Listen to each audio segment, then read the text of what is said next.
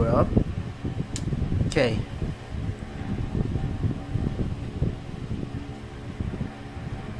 Making ends meet. Ends meet and bills and okay. Looks like we're up.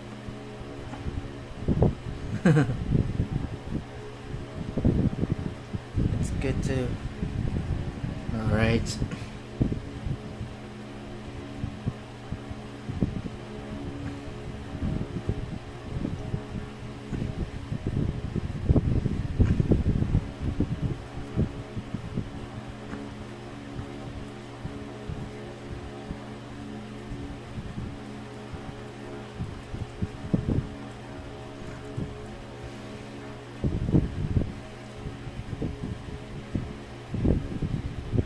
Let me know if you want to give me.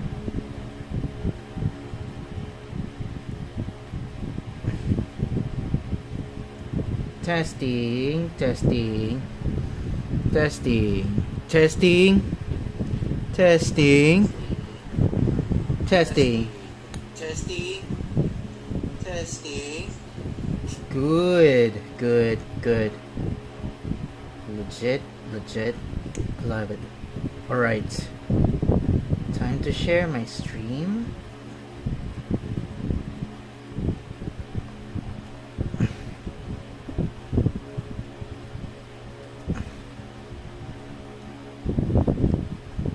Just hang on a second. I'm finally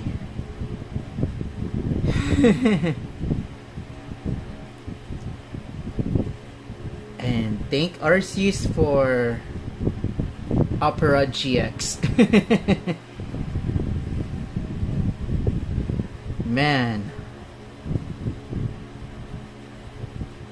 where's advertising? There it is.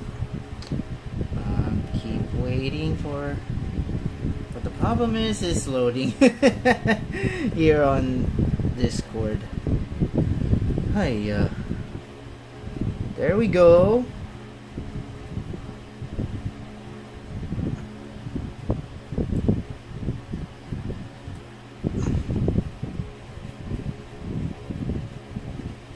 It's been a long time.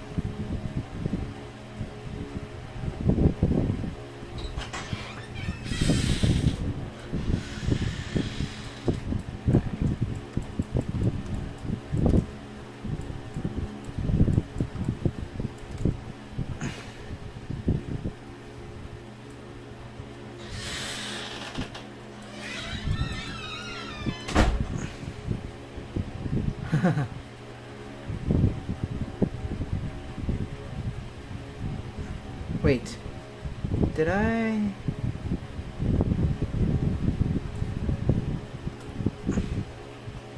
Right, let me check.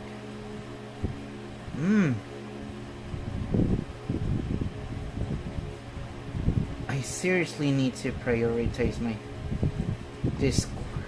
I'm so busy at work today. Alright. Looks like we're up with this one. Let me check on. Okay.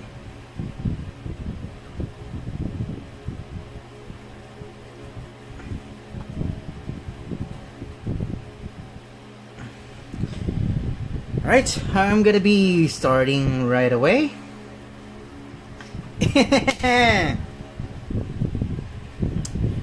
Alright, good evening fellow Paldean classmates, this is Kieth Dragonflame. Woo! It's been a while. Has it? Was it? It's been a while. And I gotta say, welcome back to Pokemon Violet post-game adventure stream. Phew! It's been a long time that I've been inactive streaming, playing this game. Been playing Zelda, playing Genshin Impact, and of course, grinding on Pokemon Masters, and of course, Honkai Star Rail. Like, oh boy! Why am I eating some good stuff while taking a break from Pokemon? So, I'm back again because finally that Pokemon Home is up.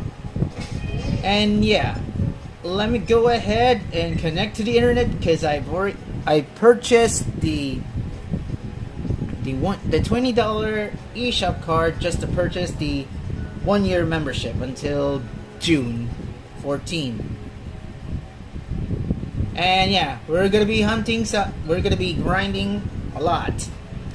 Gimme gold, gimme gold, gimme gold, gimme gold.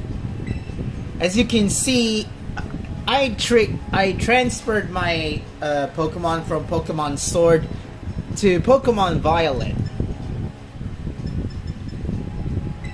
And let me tell you that definitely it's not a good thing. I can understand now why people are saying that there are some Pokemon have been nerfed so badly.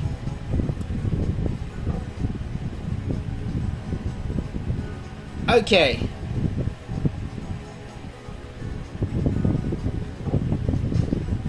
I'm gonna tell you this time.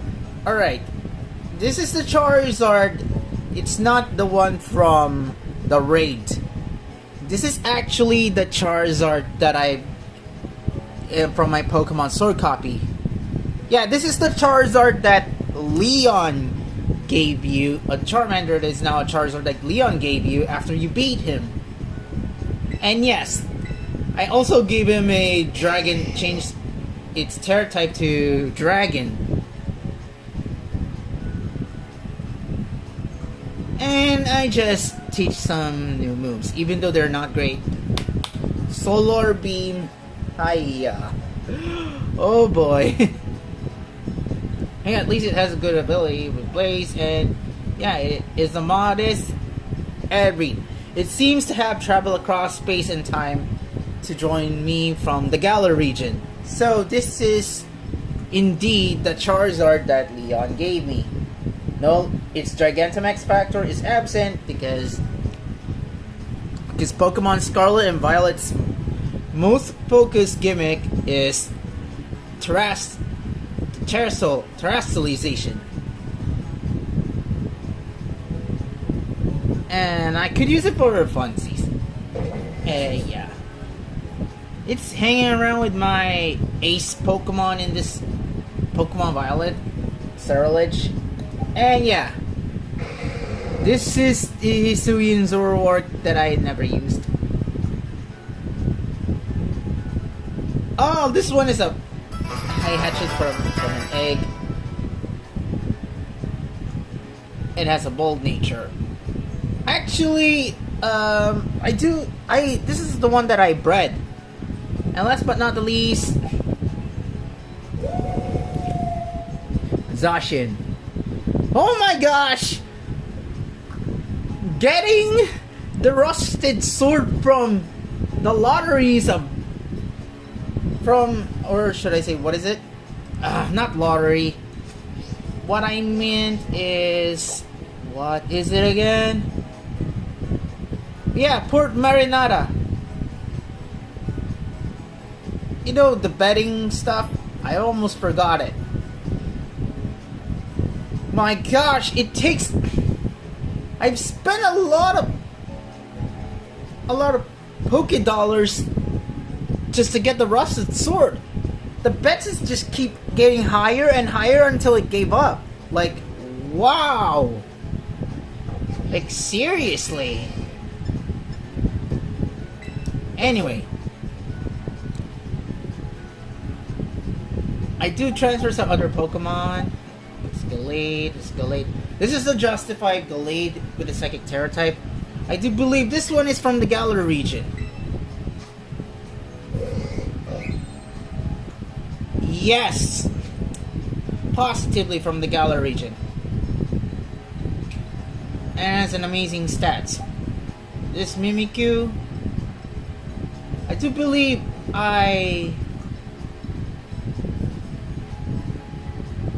let's see.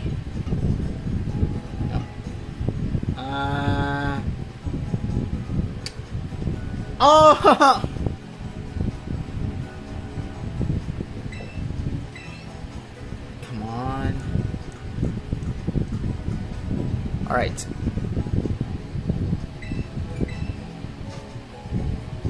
Oh, hello, Scorchy!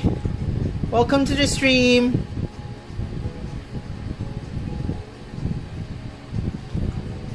Oh my gosh!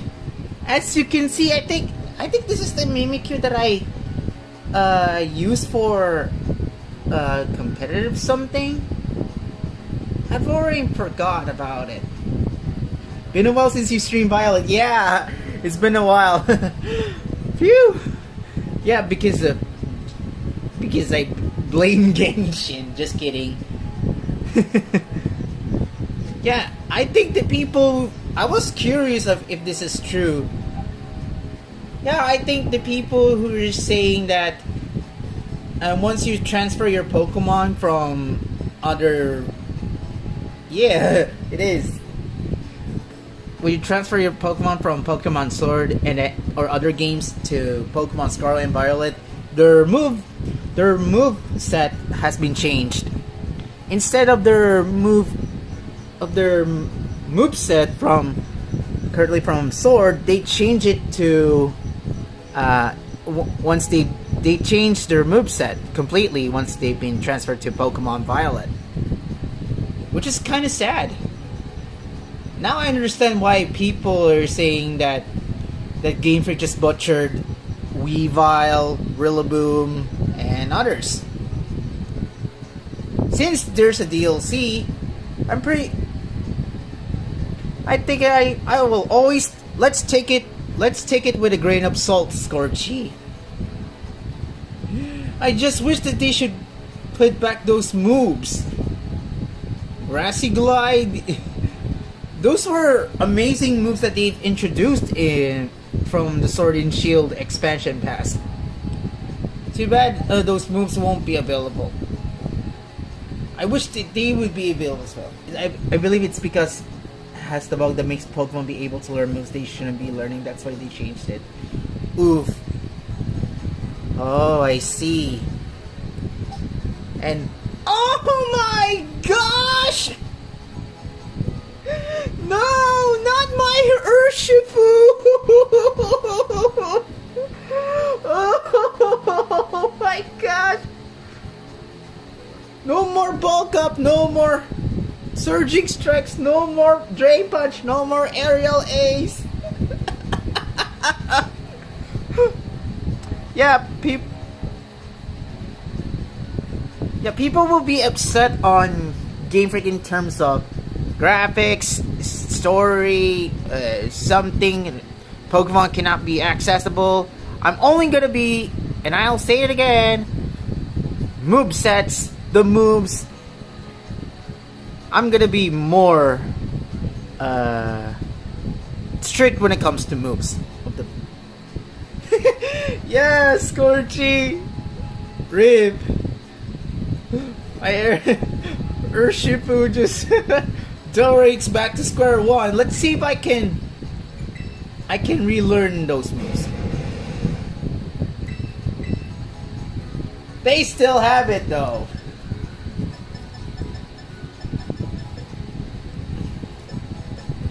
They still have it.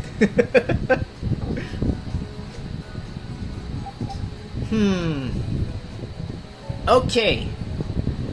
So, I decided when in Pokemon in the DLC, once the DLC has been released, I decided that I'm going to, what is it again? Oh yeah.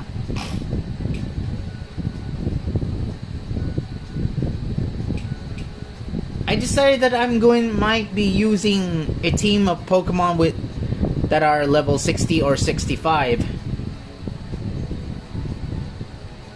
Just trying to be fair.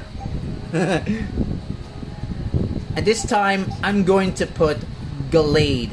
When home connectivity came to Scarlet Violet, I was happy because I could transfer my Calyrex and Inteleon and Hisui and Samra. But when I found out they lost their moves, I was kind of upset. Yeah. It's really upsetting. And Rayquaza just... Oh, Rayquaza! Owie!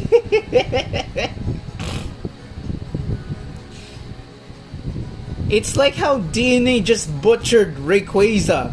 Like they split into two. The great kids belongs to Anniversary Steven, while the offensive stat boost belongs to Xenia. And change up moves. Why? Yeah, it's kind of screwed up. Oh well. All we gotta do is back to square one.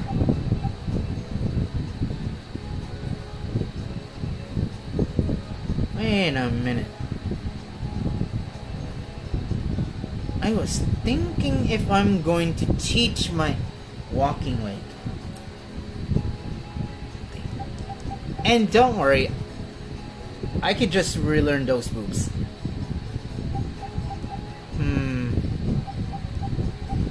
I'm not sure what I'm gonna do for now. But hey, I'm gonna do what I'm gonna do for today. Maybe trying out Charizard on the raids. Yes, I'm using the Charizard that Leon gave me.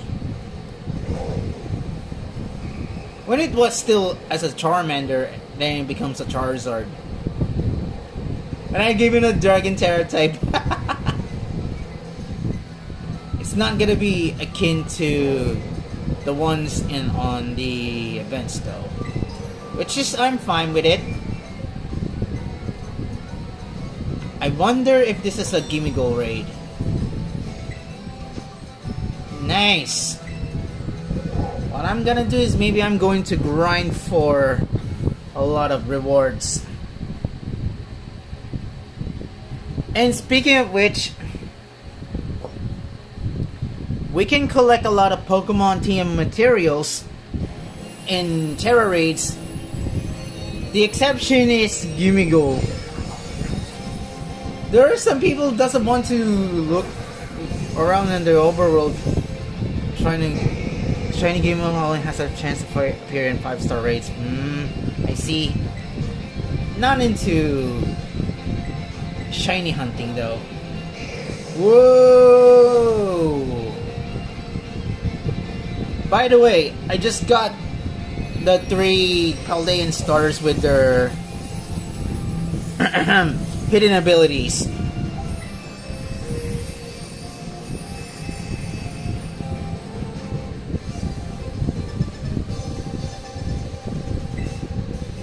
I'm gonna be grinding a lot of something.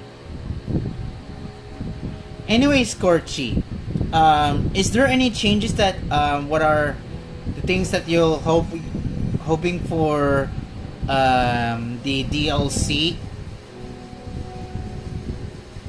And what's gonna be your adventure? Mine's or should I say, what's your opinion about the latest news about the DLC of Pokemon Scarlet and Violet? Oh wait.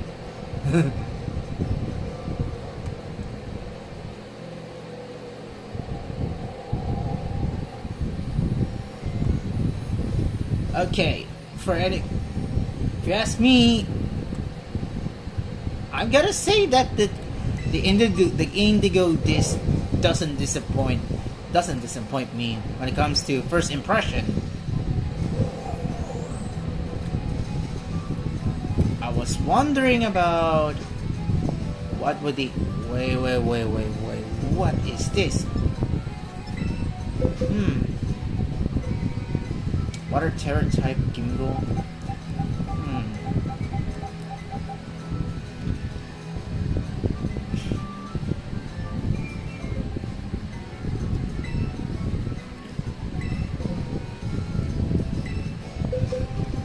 I'll be using my iron leaves.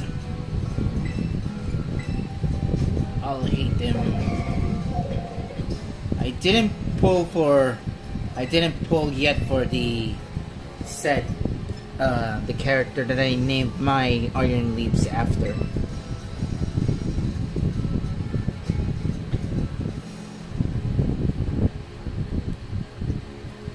because my priority is always been my priority for 3 point is in 3.8, and it's Sun Gunami at Kokomi, not Eula, guys. Once I'm done with the my priority characters in Genshin, maybe I could do something on the other ones. Because I'm honestly that not actually I mean, yes, I gotta say that Eula's kind of a mixed bag for me.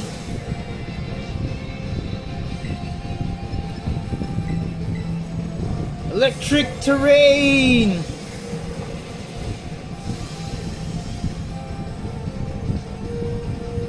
Oh wait. There we go.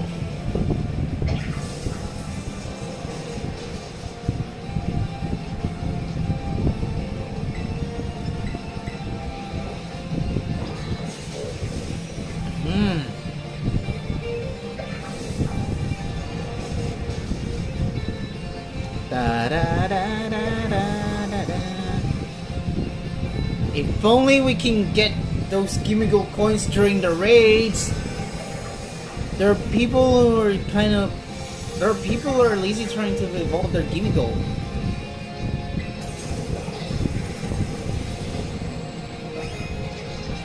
Hiya. Let's go!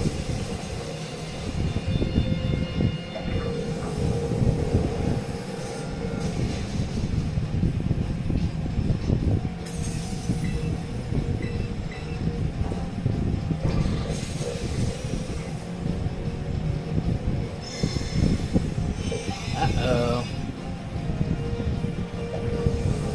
Yikes.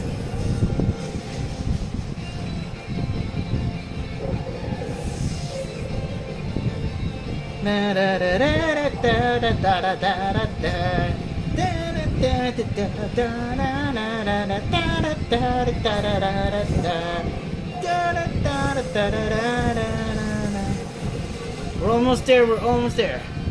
I'm back. Welcome back. The process of elimination. Yikes! Woo! Gimmigle's done. Takedown. Suicide Squad. No.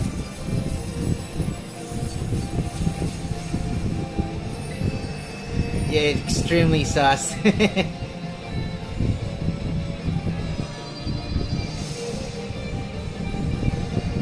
But I want to see. But I'm actually going to see what are its IVs. And he wants to take Iron Leaf, somebody failed.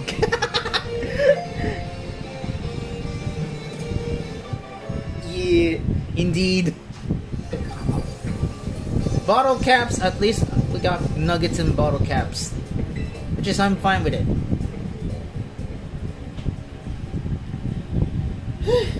I want to bring back my trusty Gallade Cross Saber.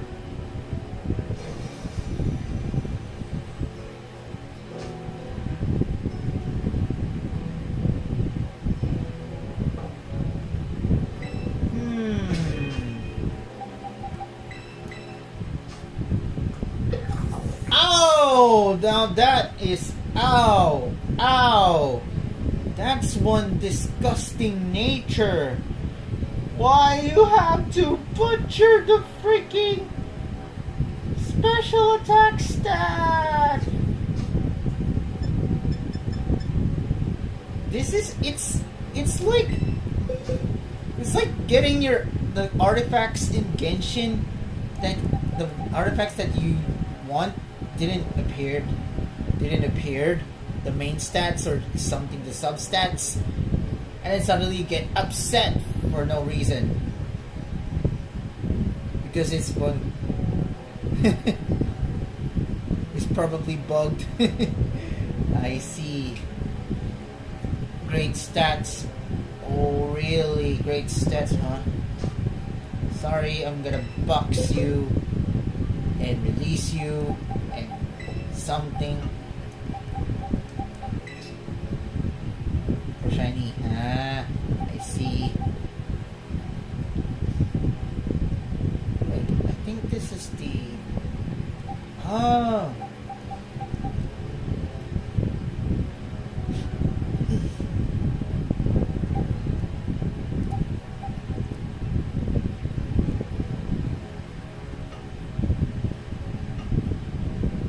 Surprisingly, sharpness.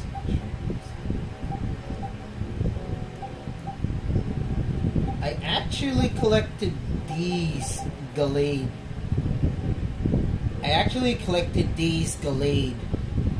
When I was doing off-screen Scorchy. I want to use these for my Pokemon Violet DLC adventure. Always going to do with always for Gallade, because Gallade is awesome. Level 35. I think I'll train him up. All I gotta do is grind some more materials. I mean, some money.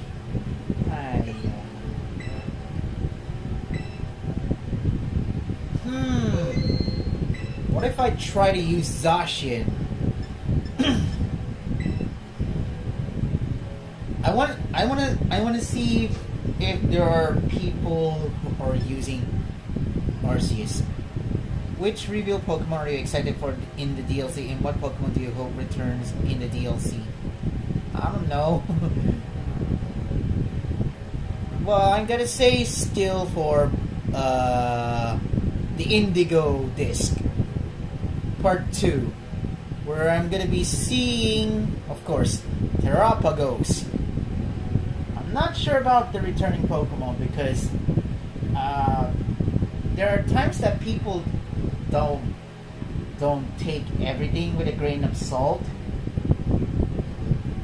Like a certain commenter who's been shitposting in the chat.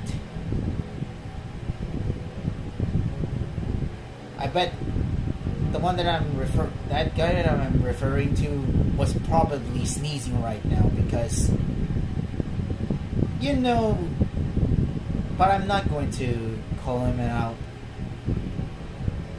Let's just say, EG slash the Honedge line. Did you see the director of the Blueberry Academy sash? Yeah, that scarf that it has, it resembles Honedge. The sash of Honedge line. So, it's definitely going to be EG slash. And then I watched a YouTuber named Munching Orange that the director of Blueberry Academy is gonna pull a German Rose. If that happens, oh boy. I mean, in the Sword and Shield DLC, there's little antagonism by far. The focus, let's just say Isle of Armor. The focus of Isle of Armor is to strengthening the Kofu and Urshifu and being part of the dojo. And as for the Crown Tundra, is definitely exploration and, of course, about Calyrax's origins, reuniting with its steed. And yes, we're also introduced with the an amazing father in Sword and Shield, Puny. I remember I also saw someone like that in someone else's video also. Ah, I see. Anyway, but I rather surprised myself for this time. There's a Gimmighoul raid. Poison type. Wait a second. Is that a Breloom? If I had... I think Serrano is kind of sus based on the description they gave him on the website. Yeah, yeah. Everyone is speaking your language. He might, yeah, like a certain YouTuber said, he might pull a Sherman Rose.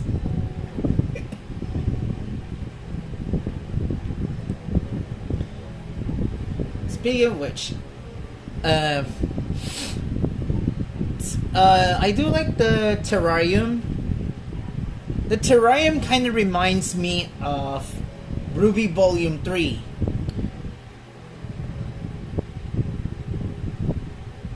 Where everyone, there's one of the huntsmen and huntresses are doing their tournaments. They're having a tournament, something in different biomes and terrains. Yeah, some sort of like that. I used to watch Ruby because of, you know, the state of the company that owns Ruby. And everyone's divided. I think there's a possibility maybe the other professor that didn't die in Scarlet and Violet, so if might be the Blueberry Academy helping Serrano research Terrapagos. Not sure about it. Yikes.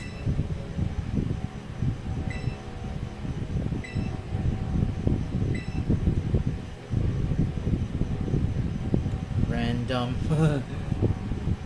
And then suddenly, oh my gosh, a Fire Terra type Glamora. Alright, that's time to use the Walking Wake.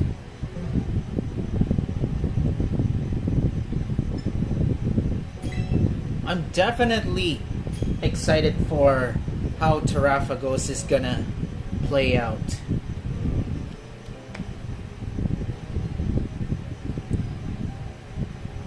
I'm still putting my vote for Terrapagos being a normal legendary Pokemon. Speaking of which, about the legendaries of Kitakami in the first part of the DLC, due to their signature abilities Toxic Chain, I'm pretty sure that they might have will give terraforms. I don't know.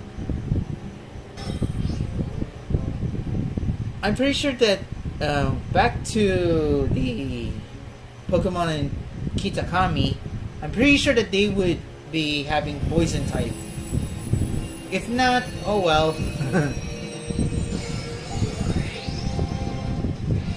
I wonder if... Whoa! We brought a Kyogre! Oh boy. Alright.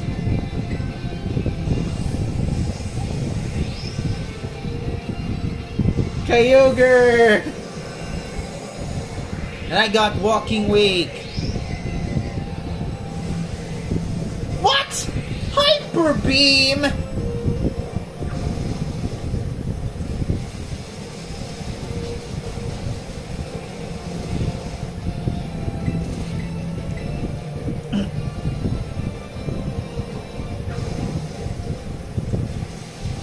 Well, I'm still...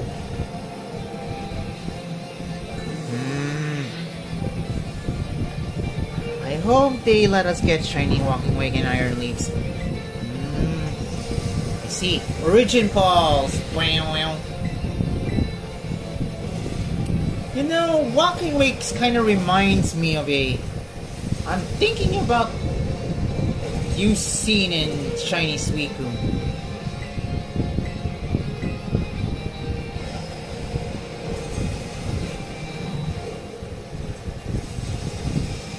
Well, I would rather have Walking Wake. Since, despite I'm still having a break from Pokemon Masters content, I'm pretty surprised that that you've seen in Shiny Suicune has by far the most spammable body move outside of field effects. Outside of field effects. And I get it, and I'm still saying that Signisu Thunderbolt Red is still has the best body move in the game.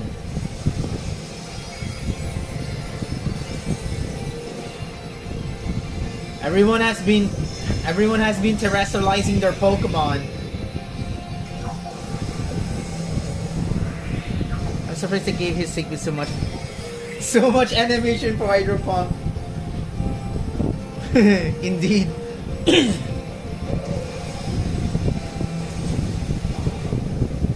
I'm definitely trying to grind for gems in the shadows.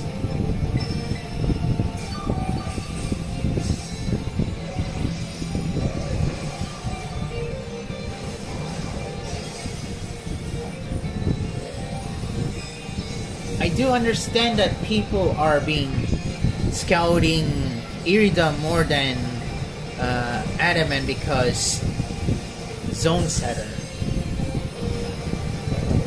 I do understand about it. I'm just actually into spammable body moves. Yeah. A German Rose remix that could be menacing.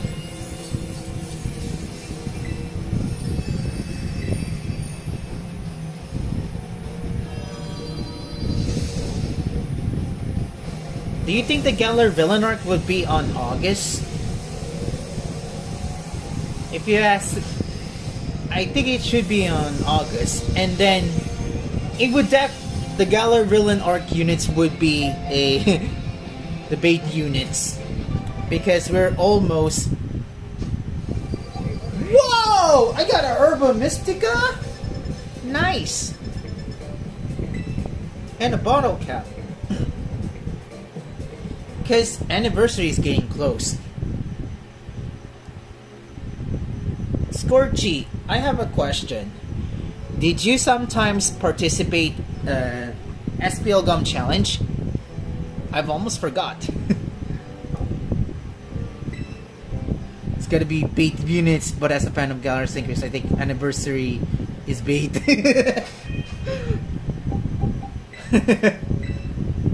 I tried once, but I failed. Yeah. I see. As for me, I actually do the SPL Gum Challenge for fun. Not aiming for a high score, but definitely using the sync pairs I rarely use. And there's one sync pair that grew on me. And it's Janine and Ariados. They're definitely the goats of during my SPL Gum Challenge run, where I didn't win, but I had fun. I was wondering how it's gonna be the rules would look like. But my goal, whenever I'm gonna do the SPL Gum Challenge, is fun. I'm gonna do it in the shadows though. Speaking of which, I think maybe I should go back. It's been a while. It's been a week that I've been taking a break from making Pokemon Masters content. Hello, my boss Tiff.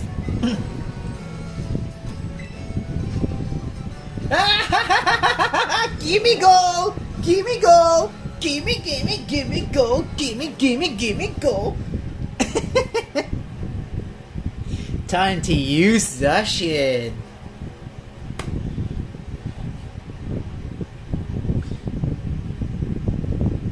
I'm gonna use Zacian. Since that Dynamax is absent, I just wish in Generation 10, whether if Game Freak is going to make make Zacian return on future generations. I just wish that their signature moves gets a buff. Like, Behemoth Blade should deal critical hits. It will land a critical hit.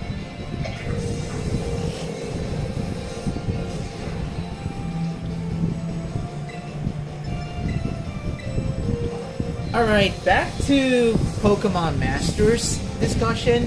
Whoa!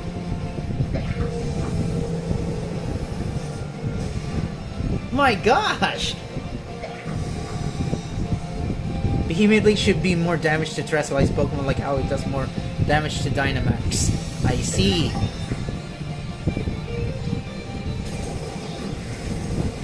Damage. Let's read the description.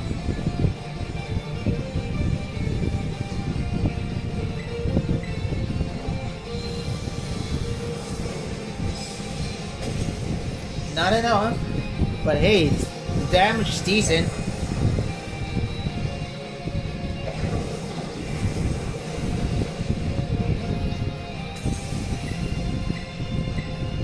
The very first Zacian. Machine!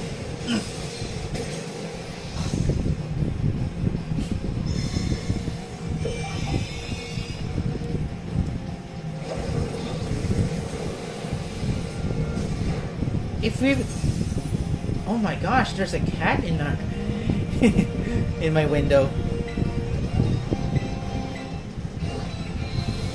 Who needs to terrestrialize Zacian when Gimme Goals hell is getting near? I'll just simply Sacred Sword it.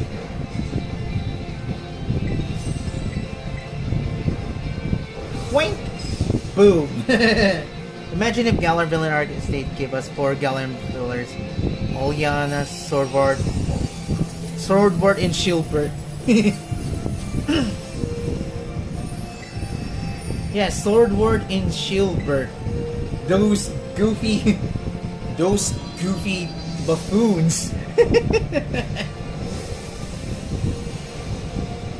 Definitely they might be a Surfetch sync pair, or maybe just something else.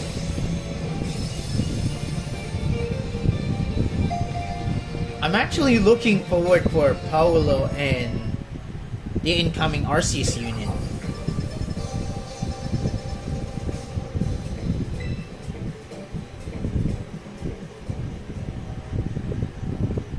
There's an actual reason why I'm trying to do going to face doing online raids, because I want to make sure if there are some players trying to use Arceus. Volo. What Pokemon do you think Volo would sync pair with?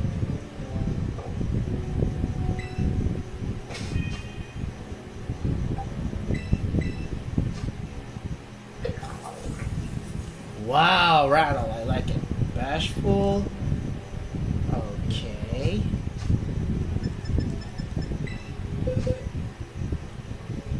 Let's see. Glamora.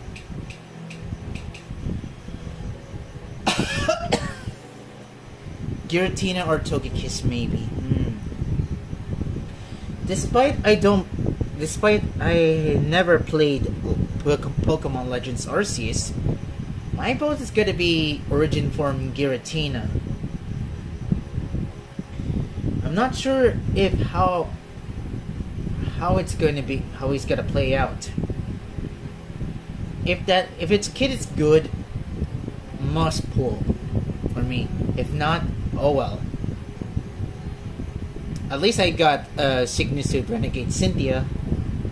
As for Togekiss, I was thinking about B Air Slash, Infinite Flinch, and then suddenly going to reduce the type rebuff. I think I have an idea in terms, a suggestive idea for DNA about type rebuff reduction. Okay, hear me out, Scorchy. I think this might be my idea for an ideal type rebuff reduction skill. It goes like this. It's not unlike rebuff reducing hit, where you can lower the type rebuff of a specific type against the opponent for the first time, which is one time only. My idea for this one is infinite application of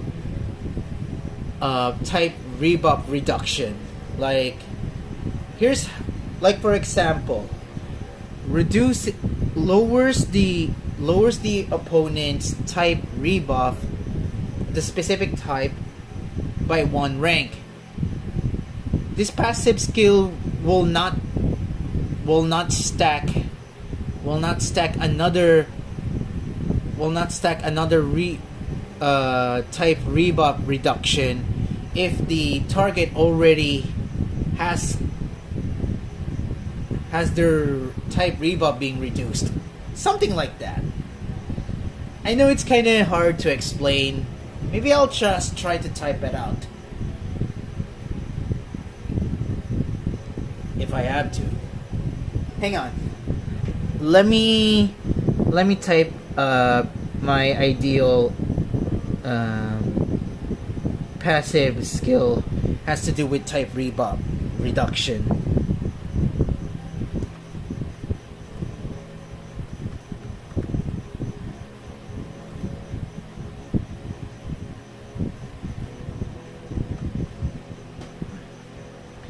Just wait a second, Scorchy.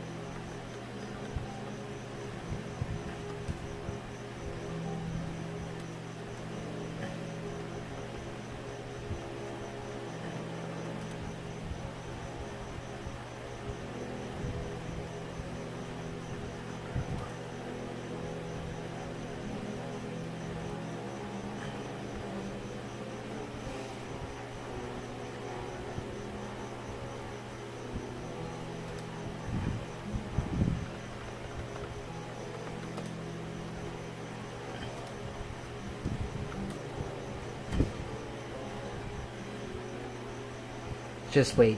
Another type rebuff reduction.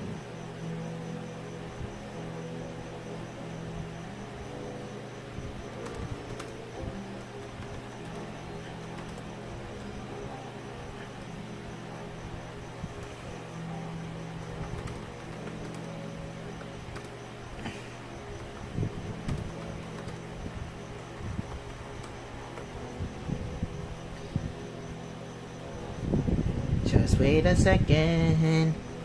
Okay. It's almost done. Alright. I'll post it on the chat. This could be my ideal passive skill. Ideal passive skill for Pokemon Masters has to do with type rebuff. Always take it with a grain of salt. It's not gonna happen, but it's not bad to share the ideas.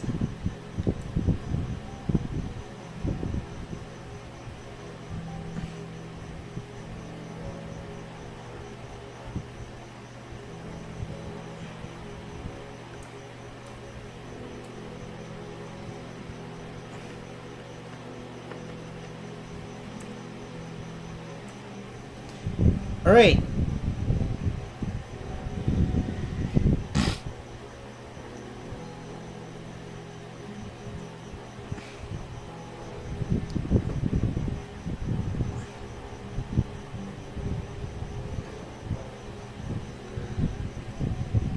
Alright.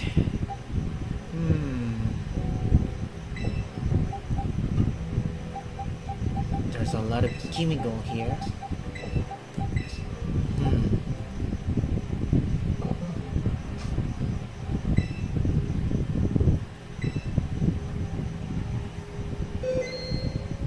Alright. Try to check that I included my ideal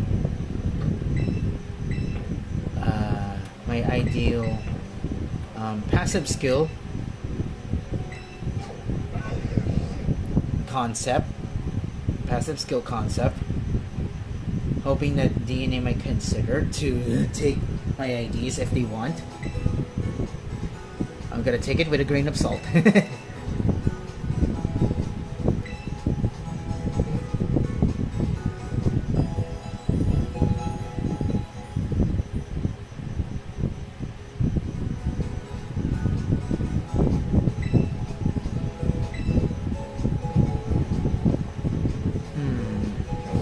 That's a good idea.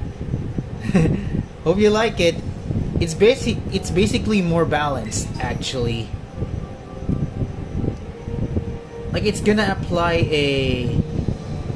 a type rebuff reduction. Then once after, like for example,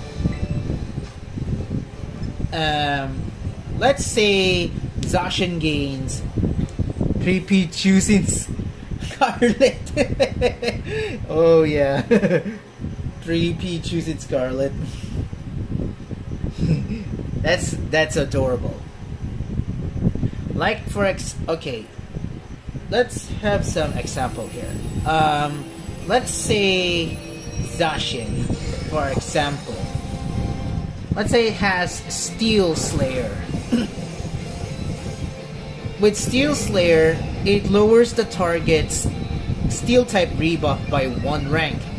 This skill will not stack another type rebuff, Steel type rebuff reduction if the target has already have their Steel type rebuff being lowered. So, it's basically way better than rebuff reducing hit for this idea. At least it's even way more balanced. And precisely, it can also apply to the other. Whoa! My gosh!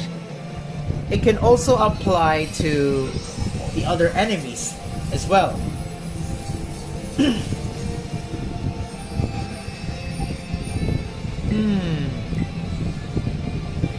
I'm actually hunting for catching for a perfect or a very good IV Gimme Gold.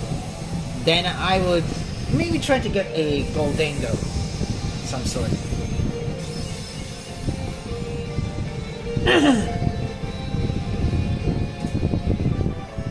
Da-da-da.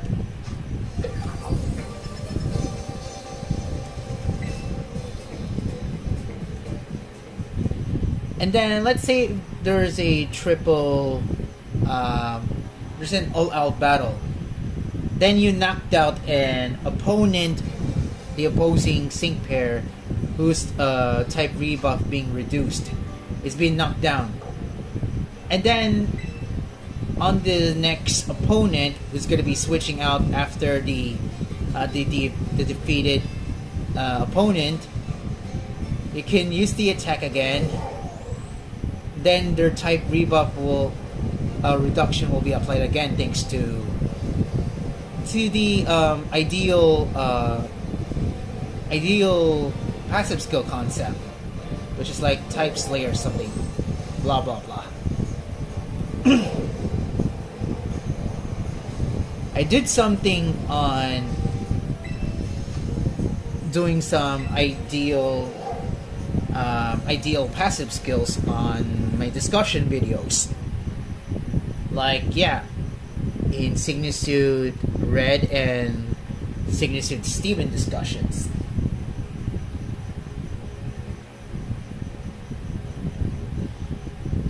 I'm wondering what would Signitude Red's expanded 5 out of 5 grid would look like. So we have any steel rebuffers?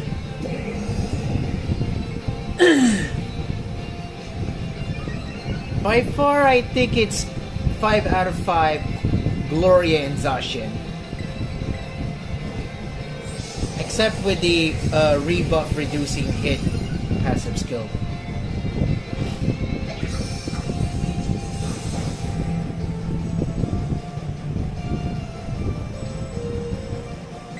Haven't seen about yeah, I almost forgot. I almost forgot that special costume Steven can grant a rebuff reducing hit of any type, except he can only do it once. Imagine if DNA makes him freaking powerful, making a good tech sync pair by applying a infinite number of infinite type rebuff reduction application instead of just one. That might be good. Except I'm currently saving now. I do have some question again. I think I know what I'm gonna do. The future for now in Pokemon Masters EX content on YouTube. I think I might come back, except I might not doing some scout poll videos. Maybe on the... I would be doing scout poll videos during the anniversary. Type Slayer lowers the rebuff by 1. Type Slayer 2. Whoa! No, that's broken. Type Slayer 2, that is so broken. Yeah, it would be bunkersly broken. That's a good idea. My suggestion is kind of like the more balanced version.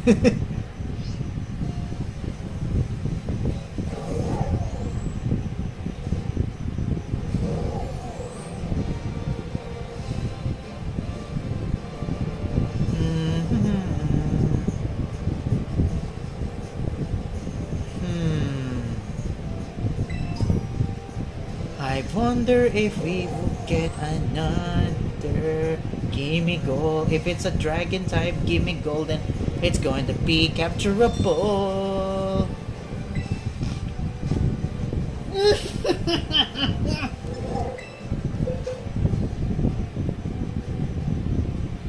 Rebuff 9999. Rebuff 9999. That, yeah, it would definitely gonna make Pokemon Masters EX end of service. Bye bye. Bye bye, Pokemon Masters. If that happens, yeah, it's gonna... We're going to kiss Pokemon Masters goodbye. Like it.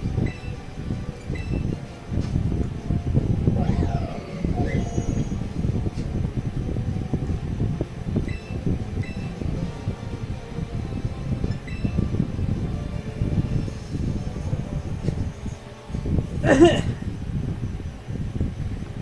forgot to get my Shopao.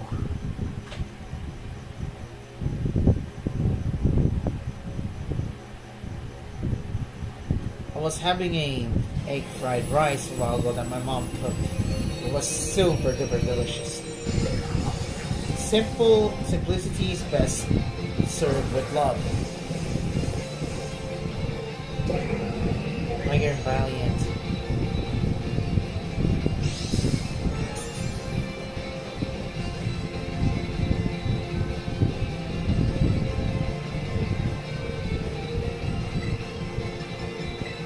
Man, I was thinking a lot. What are the Pokemon's gonna be including in Pokemon Masters?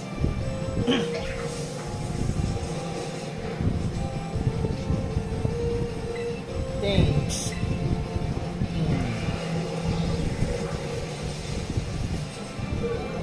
wondering, thanks to Adaman and Irida debuting in Pokemon Masters this month, I'm actually wondering whether we would gain Generation 9 Sync pairs.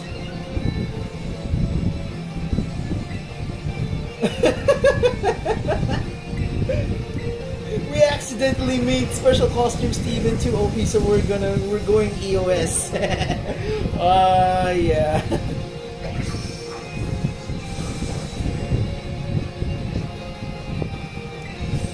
Arceus will always going to be the GOAT sync pair in Pokemon Masters. I just realized I've been watching the stream 5 minutes late. Oops. It's okay.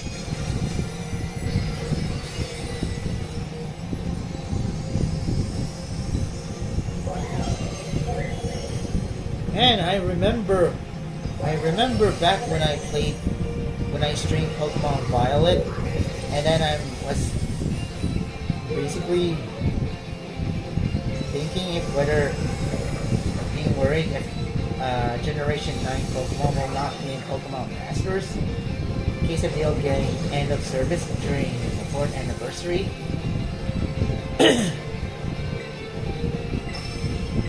I was watching you, only just found out the rate, then I suddenly saw that I'm not watching the stream at live time. How to call it? Maybe the lag? Or the delays. If there's a delay, like if there's no red dot that says live, try to tap the live again, then it's gonna send you back to live action.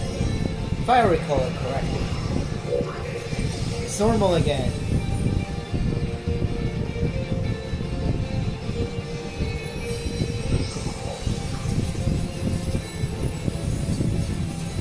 I'm actually burnt out from. Actually, I'm gonna say that data mines actually gave me a burnout, big time.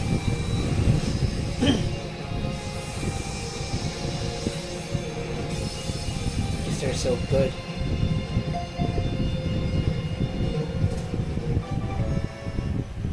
Yeah, data mines in Pokemon Masters, Scorchy. They honestly gave me burned out. Like I would freak out and then suddenly, I'm not in the mood to pull. Did you know which data mine that caused me burnout first? It's basically Signisuit Steven data mine that it gave me a burnout. The top boost can be good. Top boost, yeah, sure, it is. Signisuit Steven just make me go boom because he's got an amazing kit. And I was preparing myself for the board exam during that time.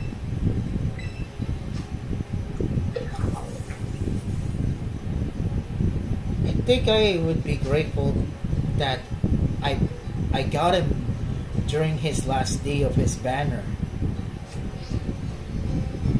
And I do got 2 copies of him. I really originally going to skip him, but I really changed my mind that I got him on the 6 multiple and 2 copies of him, and I gave him a candy. It was the day before the day of my pre-board exam. The pre-board exam is like preparation for the board exam. That pre-board exam day was also the day where Ash's banner occurred. And I gotta say, Master Sync Pairs has to do with anniversary. Kinda shafted me big time.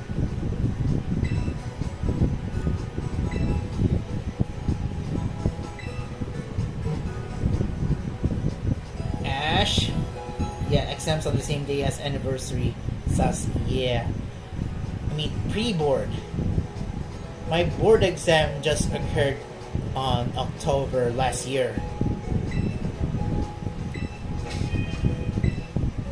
I I recently got my license. Registered my license this month.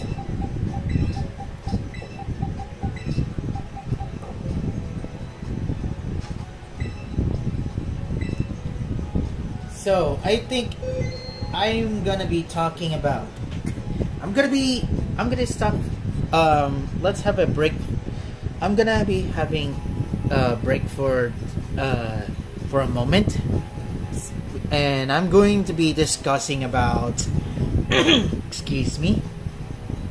I'm gonna be discussing about the incoming units that of every gacha games, including Pokemon Masters, that I'm gonna be pulling for. So these were the priority list. In Pokemon Masters EX, of course, the anniversary units, the 4th anniversary units. We all know that the 4th anniversary units are basically the most luxurious units in Pokemon Masters, especially if they are Master Sync pairs. And I gotta say, the 3rd anniversary units, including 3.5, they're basically by far the best set of anniversary units I've ever witnessed. And they're so absolutely broken. Ash and Pikachu, really good really amazing striker. Except I rarely use him. Signusuit Thunderbolt Red is definitely the best. Also the best electric type sync pair in the game. Basically, the Pikachu sync pairs are the best units in Pokemon Masters by now. And heck, Signusuit Thunderbolt Red is even better than before. It all thanks to Signusuit How. And yes, and we know Signusuit How, thanks to Tapu Koko, is a electric terrain setter. That's not all. He's also a electric terrain battery, which he's definitely basically the best support for Signusuit Thunderbolt Red. Makes him more ridiculously, yeah, except MC and Pikachu.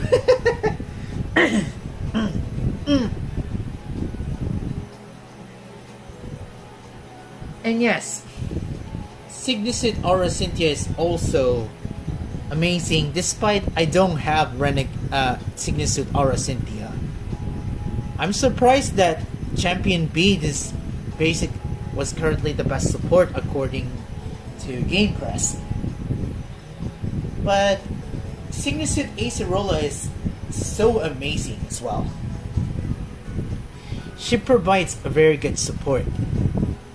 And she's also a grassy terrain battery as well. But her role is basically grants physical supports for physical attackers. Which is basically her disadvantage. I'm basically conflicted whether I want Signusuit Chris or Signusuit Chris, Champion Caleb, Champion Bead, or Signusuit Aura Cynthia during the reruns. But my aim is going to be the anniversary units of my choice. What if you combo Signusuit Acerola with Adamant? I gotta tell you about that, Scorchy. Signusuit Acerola plus Signusuit Acerola plus Signusuit Lyra plus Adamant equals, I gotta say, spoiler alert, Goated Grass Team. I love it. I don't have Victor, and I kind of glad that I pull Adamant. I was going all out on Adamant's banner, getting him to 3 out of 5. Got 2 copies from 1 to 2 copies within between 1 to 12 multiples, and got his 3rd copy on scout points. Yeah, I love it. Back to the discussion of the units. The anniversary units will be my they are the priority glyphs. However, there are other there's another units that's going to be intertwined, going to be interfering my goal for getting anniversary units. And of course, the Galar Villain Arc units. If we would gain the Galar Villain Arc, of course. If Leon gets another alt, he's going to eat all of my gems. But I want to do my best, wanting to keep on eyes on the price on the 4th anniversary units. As long as I have enough gems, of course. Shiny Eternatus. Wait. Did Leon already has Eternatus, right? Like where he's the first Dynamax sync pair.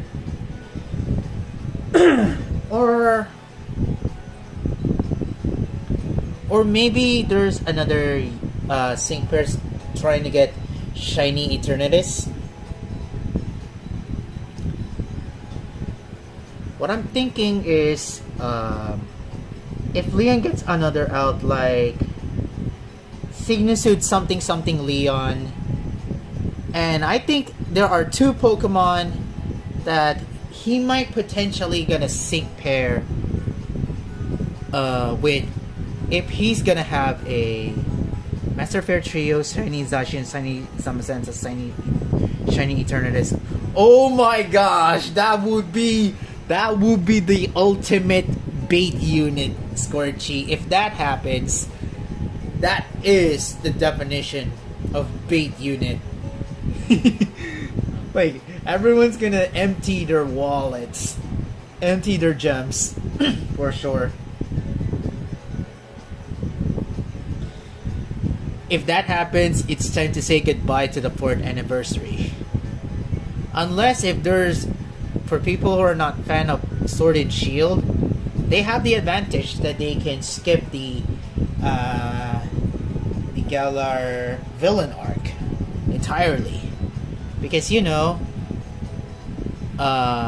like people who are not fan of Pokemon Sword and Shield would definitely have an advantage to skip those units. BBND something, then throw one Signature Hop and Cinderace. Yeah, that would. Yeah, I think the Cinderace unit that SP Ogan was looking for. BBND, bring back the Sholdex. People have the advantage on going to skip Geller's sync pair units for the anniversary units. I was wondering if I'm having a copium of when will Paolo's gonna debut.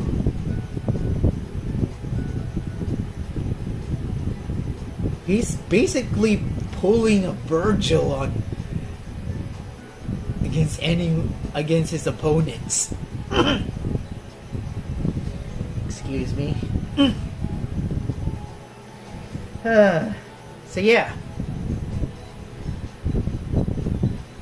Do you think that if Leon gets another out, do you think he might be syncing pair with Dragapult?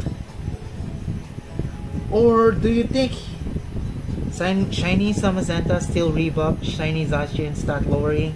Shiny Eternatus Dragon rebuff and stat lowering. Oh my gosh. That would be that would be dope. Definitely a potential bait units.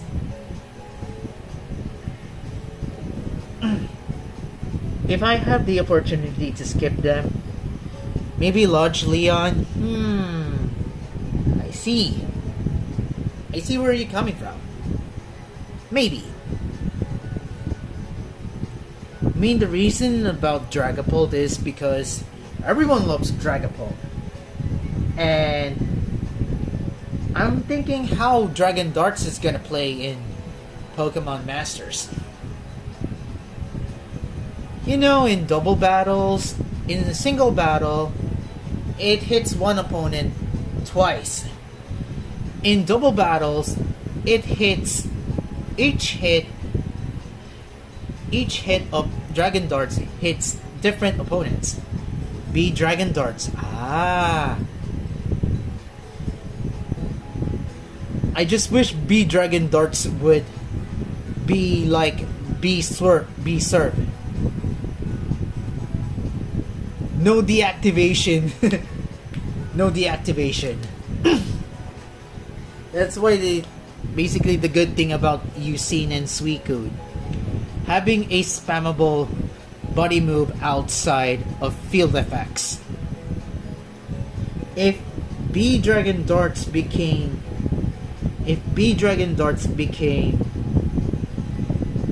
the next successor to B Surf in terms of spammable, no deactivation, and no MP, it would be good. It would be dope.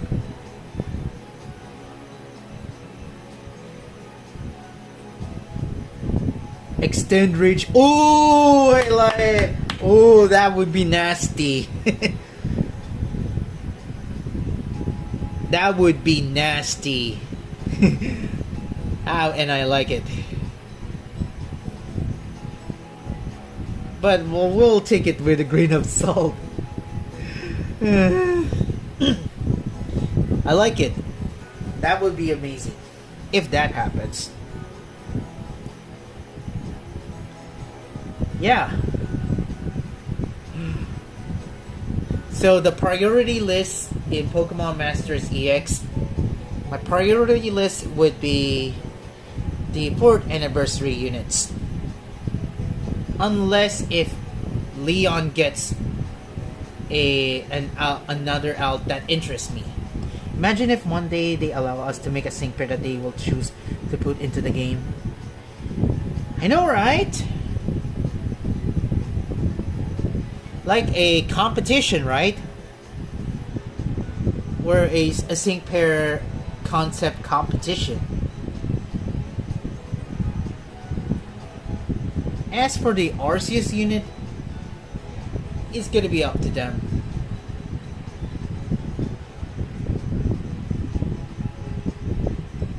When it comes to Arceus unit. And yeah, it's imagining the possibilities. And I think it's pretty sure that maybe DNA would include Gen 9.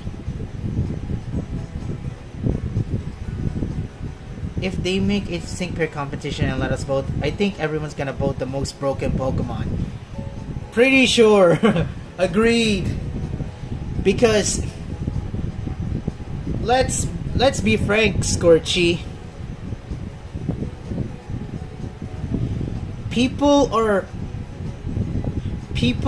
There are players hating to admit that they love power creep so much. And I saying that, and I said to my, I think that I said during my discussion streams, PowerPoint discussion streams, that I love power creep. Yeah. People just just likes people likes power creep.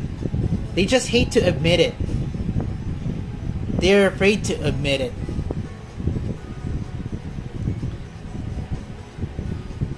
I mean, look at Hannibal and Snorlax, I think. Almost forgot.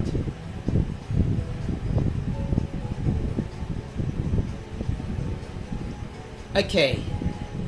Since I already said that my priority list is gonna be the anniversary units, unless Leon gets an interesting out, in my opinion. Infinite rebuff. RC's Legend Blade Infinite rebuff. They will destroy the game. And then EOS. Bye bye. At least I can prioritize Genshin and Honkai Star Rail. Speaking of Genshin Impact and DNA, EOS time. Yeah, they seem to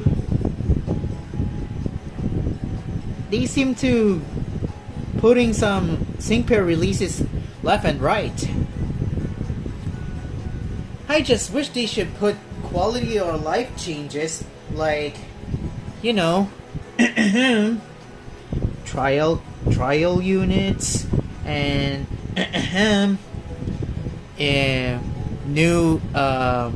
new exchange system. We've been gathering a lot of 3-star candies and 4-star candies, and we rarely use them sometimes. And yes, they mostly release 5 stars. Have you ever seen a new 4-star unit? Only in Lodge Trainers and battle point units.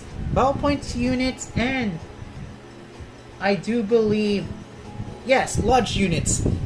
Lodge units and battle points units, I think, are the only units that you can get them from 4-star.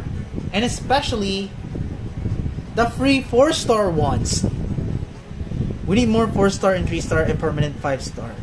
5 stars. Yeah.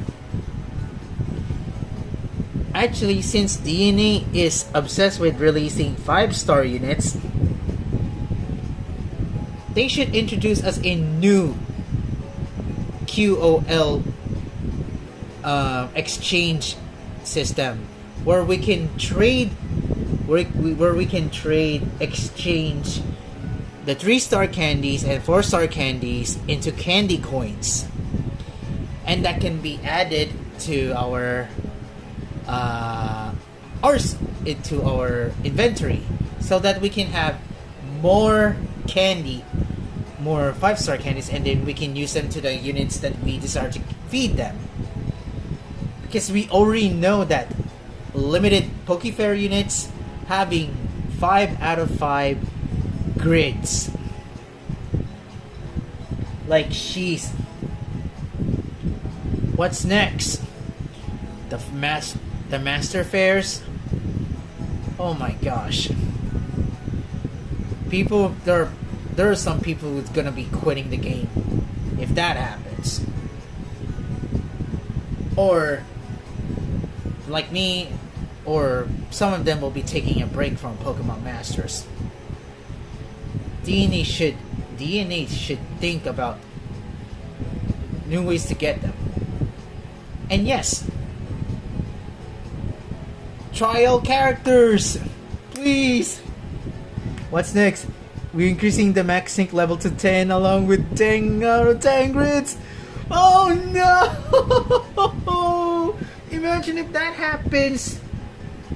I would say, well, time to invest my time to play gacha games on Genshin Impact and Honkai Star Rail. At least their F2P unit seems to be good, even though they don't have their potentials. Yeah, I kind of appreciated some units from Hoyoverse games that there are units that who don't have who has zero constellations that they are F2P friendly and very amazing. Imagine, I just wish that it should be the same case in Pokemon Masters. But we all know that 3 out of 5 is basically the pinnacle of making sync pairs good.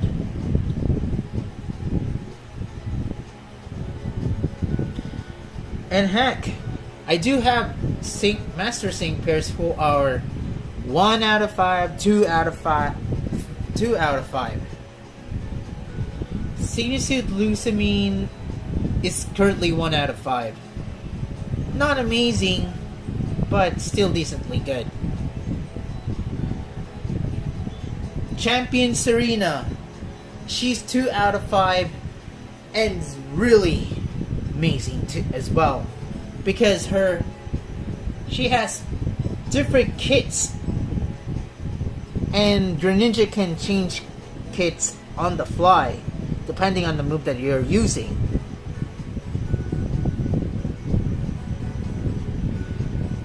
And last, I think, yeah, heck, even Signusuit Thunderbolt Red, he's still good at 1 out of 5.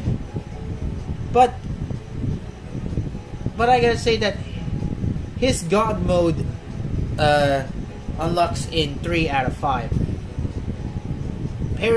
That is why that's the reason why I am pulling for Signusuit How, because I'm still using 1 out of 5 Thunderbolt Red.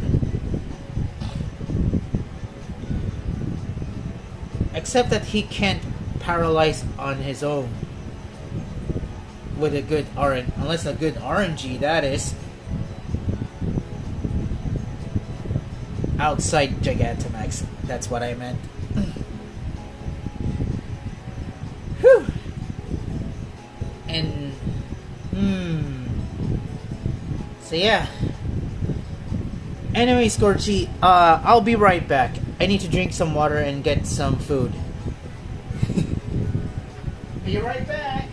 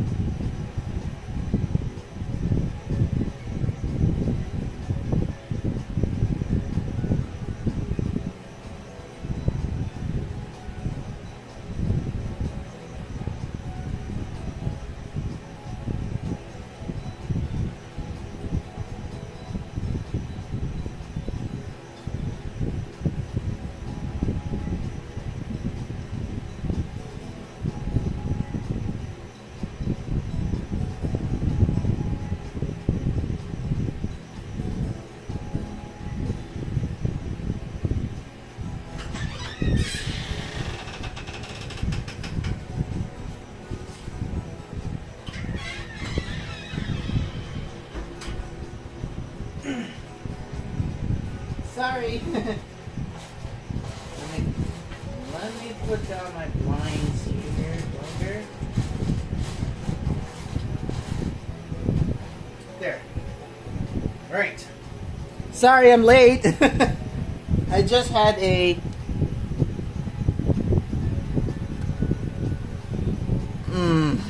sorry I'm late. I just had a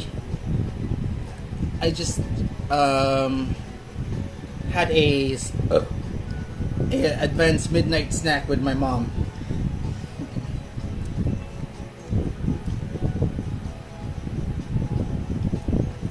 Dynamax for some sync pairs at 5 out of 5. Yeah, specifically that the Pokemon that are available in Sword and Shield that can Dynamax.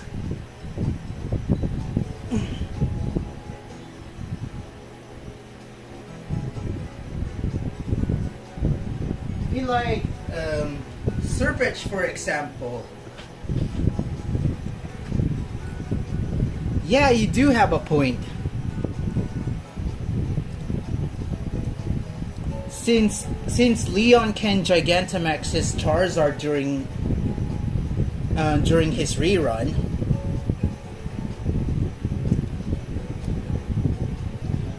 and there are sync pairs that are yet to Dynamax their Pokemon. Nessa. Maybe B, even though there's no Gigantamax Machamp yet. And of course, Raihan.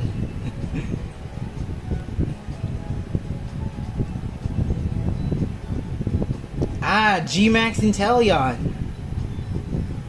Yeah, especially the Hydro Snipe, which has the built-in piercing blows.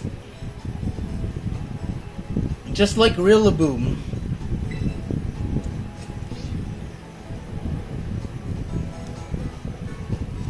Okay, while we're having some discussion, I'm gonna do continuing the raids. Ooh, a fighting type.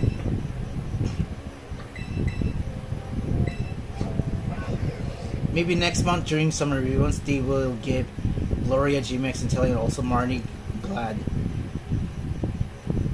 Grimmsnarl. I wish DNA can do that. Should do that. That would be a missed opportunity, right? If that didn't happen.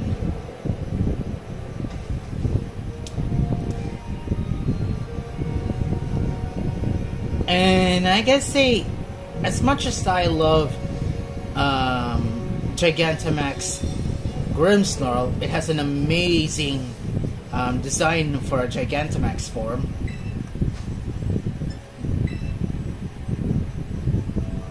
His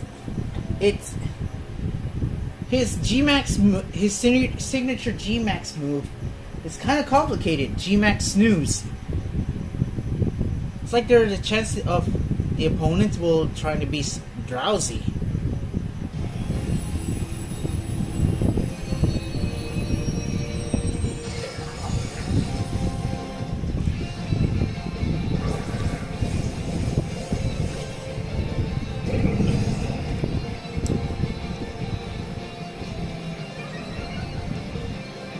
Once I'm looking at Zacian now, I think I should get, if we would get another 5-star champion ticket scout, if we have a limited 5-star ticket scout, I think I'll be choosing Gloria and Zacian for the grids. As much as I want to get my first Cynthia and Garchomp, I would prefer Gloria and Zacian, making it 2 out of 5.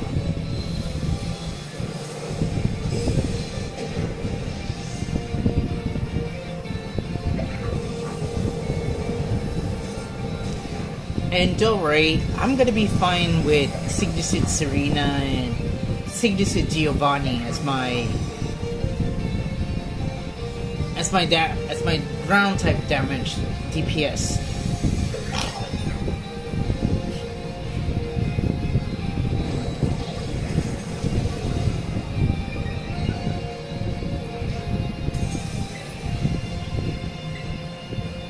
I'm definitely having a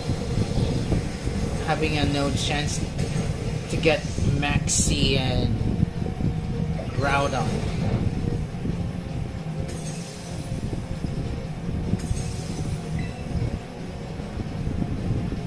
Who's going to be the new ground type DPS? I wonder.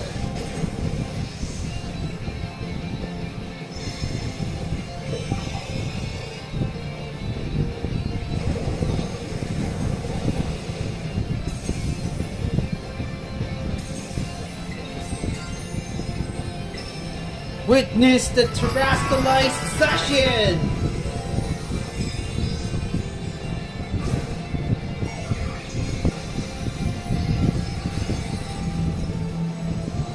Yo!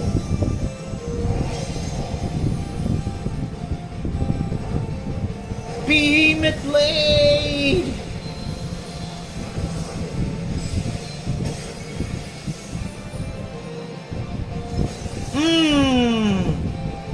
Now that's what I call a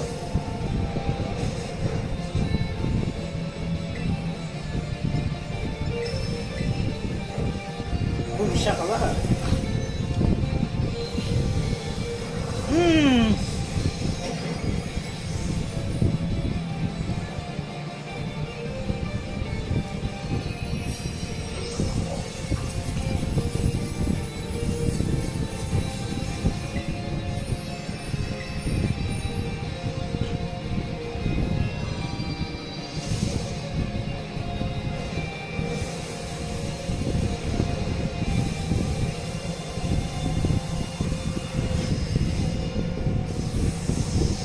Gotcha!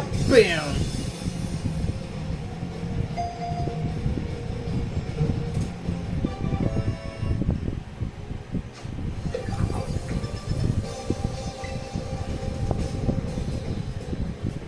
I want to bring my Zacian into the raids. I wonder who is live who's currently live besides me.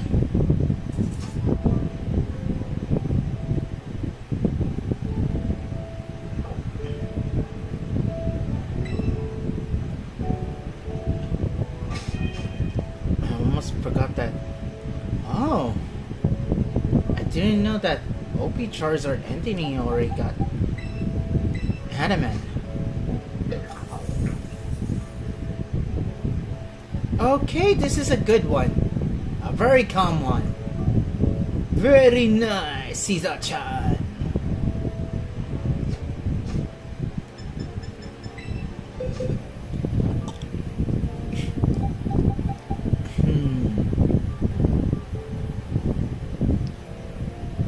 Actually, not really. No, Scorchy.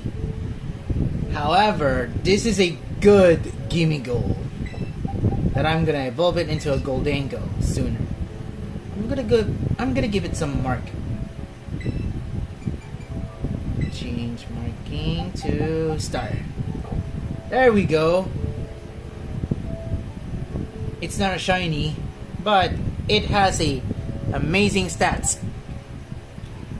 This one's good. I'll change it later on. Whoa! I didn't know. This is a fairy type one. It's the best one. It's modest. This one is thick. Why?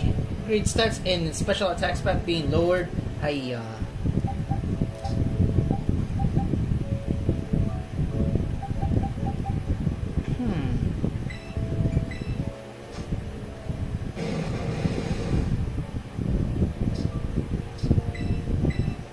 Alright.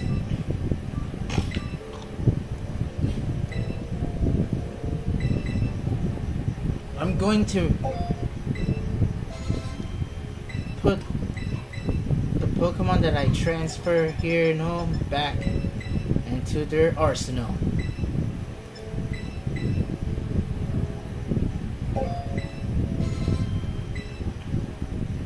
Actually, the Urshifu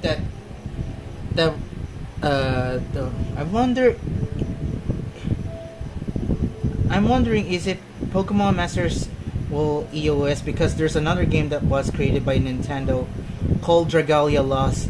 Yeah. That last year, it's 2 months after its 4th anniversary. And Pokemon Master has its 4th anniversary this year. Yeah, Dragalia Lost. I've heard it is indeed an amazing Nintendo gacha game. And I'm basically salty about it. Why? I'm gonna tell you why I'm basically salty and sad at the same time to Dragalia Lost, Scorchy.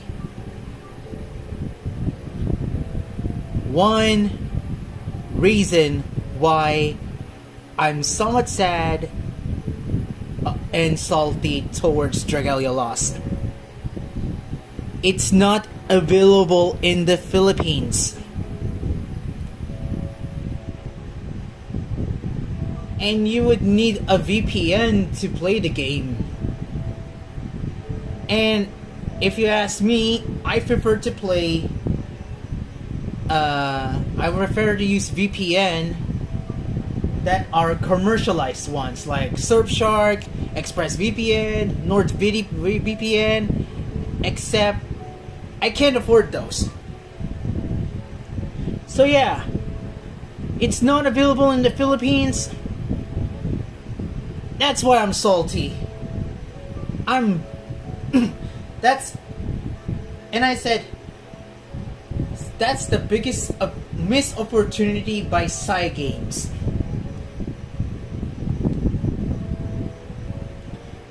They made the magnum opus Nintendo gacha game they ever created, and yet they never even make them available for once. Why?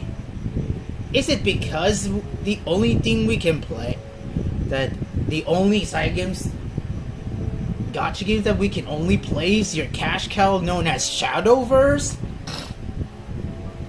I tried Shadowverse, but I'm not into card games. And Genius Invocation TCG seems to be easier. Yes, I'm not into those like I tried Shadowverse, but I just dropped it because it ain't for me.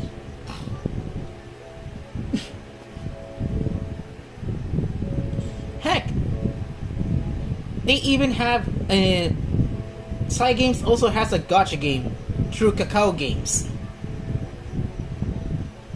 World Flipper. It's available in the Philippines. It's fun, except I just dropped it. Yeah, they may be the biggest successor of Dragalia Lost, but I kinda like it. I just really want... Maybe they will put Dragalia on the Switch that everyone can play. Like maybe an offline version of Dragalia Lost, even though it's gonna pay you money for that. You're gonna purchase that offline version. Since Rockman X Dive had an offline version, that I do believe that you're going to purchase it. Since the online gacha game is gonna have EOS. Dragalia Lost on Dragalia on Switch, that would be cool. I'm super duper salty about Dragalia Lost not available on the Philippines. And I said, and one of my favorite YouTubers, the Quar Guy, is the biggest fan of Dragalia Lost. I'm super duper curious about the game and I'm gonna try it out. Not available in the country. gosh! Why side games? Why?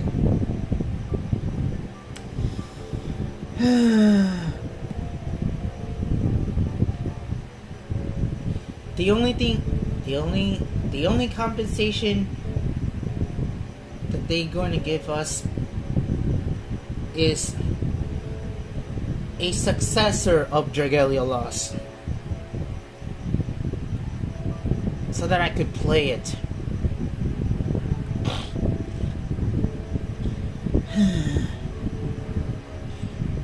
Sorry, I would say the Dragalia is currently the only game where the main character is like one of the most OP for one of his alt units. Yeah.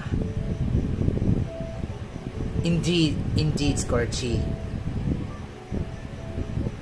Speaking of which, Scorchy, did you know that, let's discuss about the Arceus unit again, back to the Arceus unit again. And since you brought up, the main character of Dragalia Lost, I mean, there's also Honkai Star Rail where the MC is also good. Yeah. The tank one. And I still need, speaking of Honkai Star Rail, Scorchy, I was trying to use my guarantee 5-star effect for a character named Blade. That's why I'm gonna be saving a lot of Star Rail passes. And yes, the main character is super duper OP. I was thinking if Hoyoverse is going to create an end game for Honkai Star Rail where the game is gonna have a end of service someday, I think they should make the main character freaking OP. I think basically the reason why we need the main character of every gacha games to be the most powerful, maybe because of the Dragalia Lost character, like you said a while ago. Yeah, main character has every single type. Indeed. Destruction, physical, preservation, fire. Now I'm curious what would the hunt Trailblazer would be. I'm guessing since it's Shenzhou Lofu, I'm thinking about it's the role that he's gonna take, and I do believe maybe it's going to be the hunt Pat.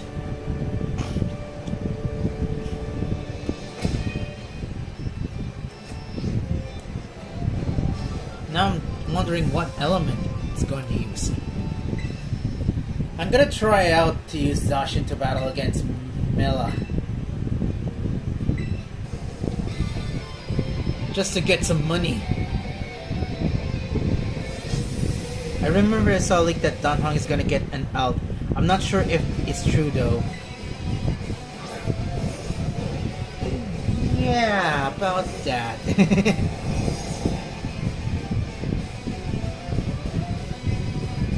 And there's also some leaks about a certain character, an ice character with the Path of Destruction. Has to do with Jingyuan.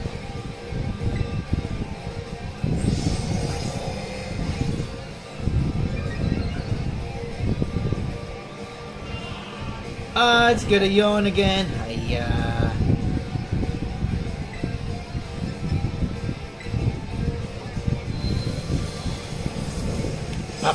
Boom!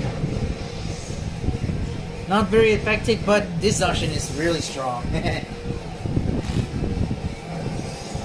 Yeah, I fell asleep.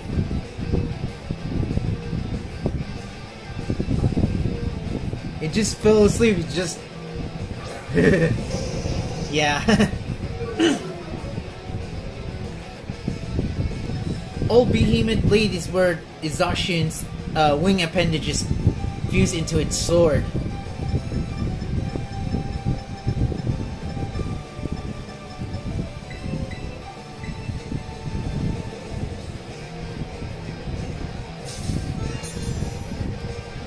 And yeah, and it's freaking strong.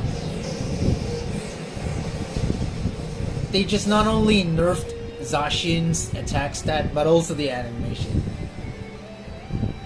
Still like Zacian though. Anyway, we start terrestrializing. Pokemon Masters version, yeah. Except the Pokemon Masters version also has the gigantic blade where its wing appendages still remains.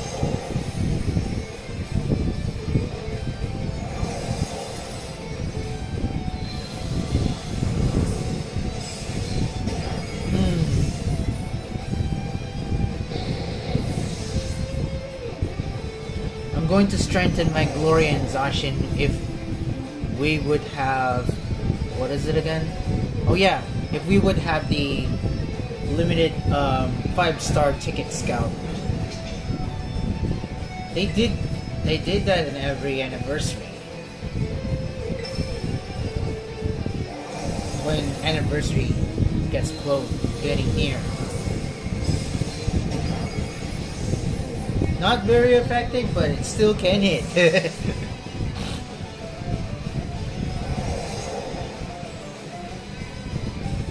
Houndoom.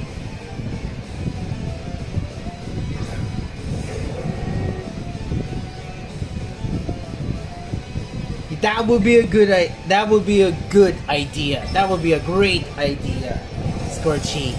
Master Fair Select Scout. Yes. I'll get Bead. I'll either Bead or Champion Kalim.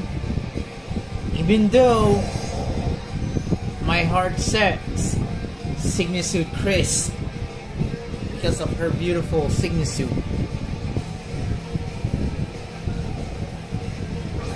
But I also want a good support as well.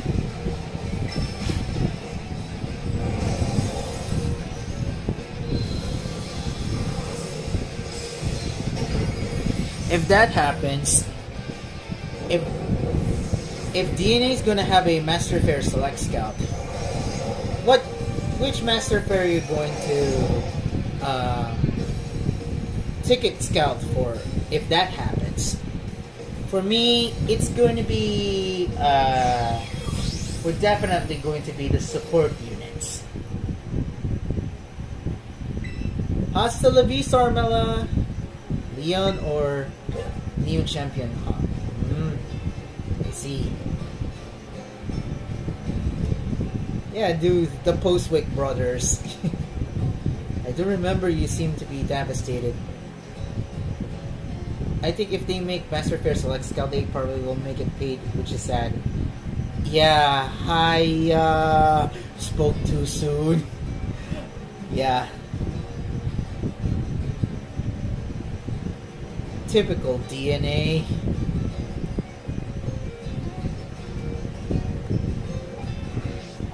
Why? Yeah. I guess they want to end the game.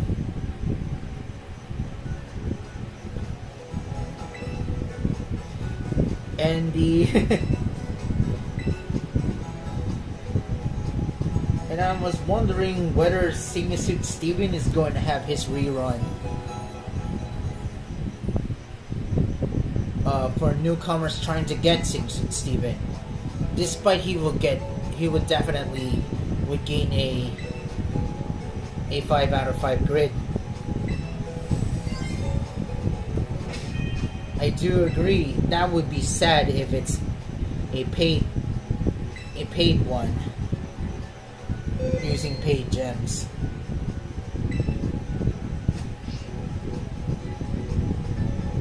I'm actually having an oath that I'm going to be using my money for my bills, for my for the life support, and for the food on the table.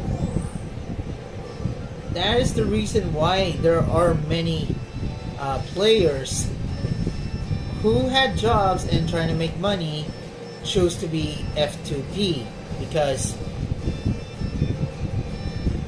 there are there are no things better than food on the table. And yes, there are things that money can't buy is love. They can't buy love.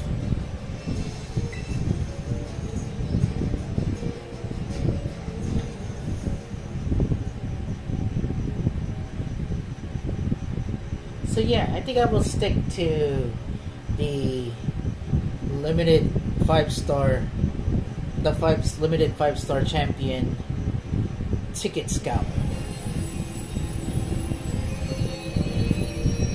And I would go for Gloria and Zacian, making them 2 out of 5.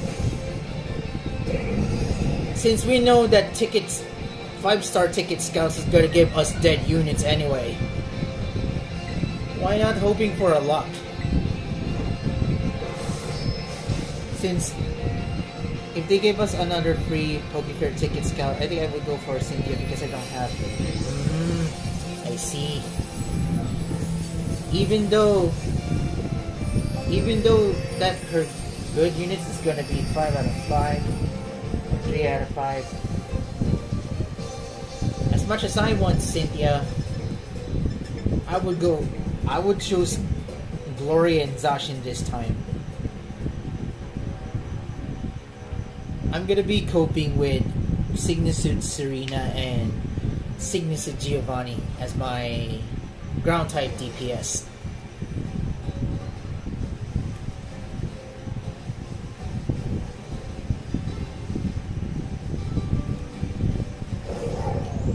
If DNA don't have EOS yet, and would include Gen 9, I think they would have time to think about which are the units that they need to add.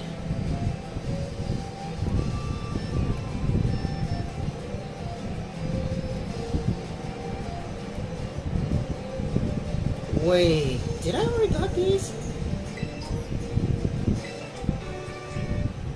Do they respawn?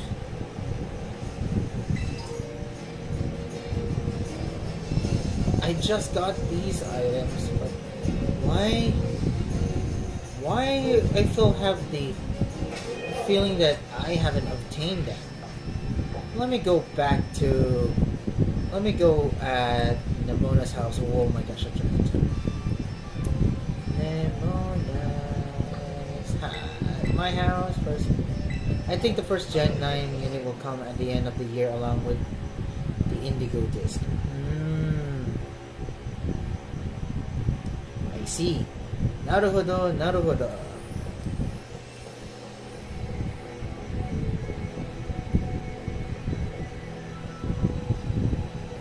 We are definitely hungry for Gen 9 content in Pokemon Masters. If it won't happen, well, it's a missed opportunity.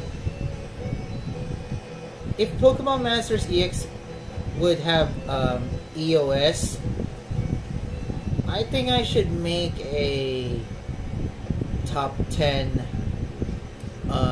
unit, top 10 sync pairs according to by roles. Like Strike, best Strike sync pair, best support sync pair, best tech sync pair. Signusuit Steven would be the number Z or letter Z will be the highest one, the number 1 pick.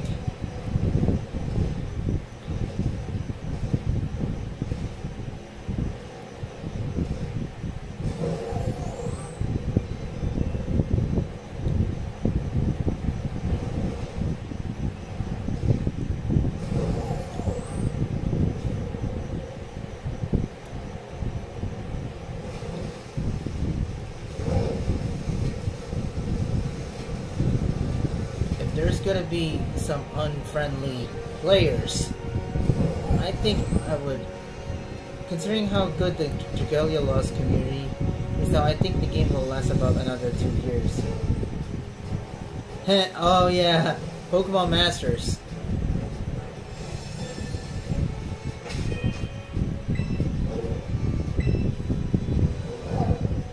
Looks like a dragon type. Looks like it's time to switch for... You said the wrong game. It's okay.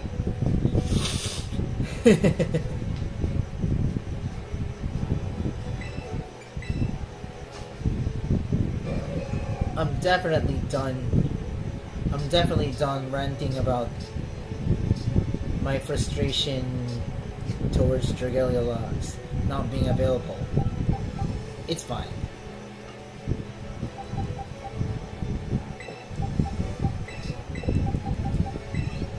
Time to put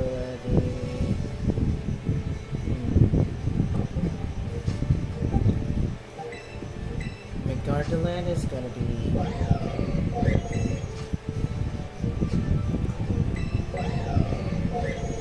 Alright.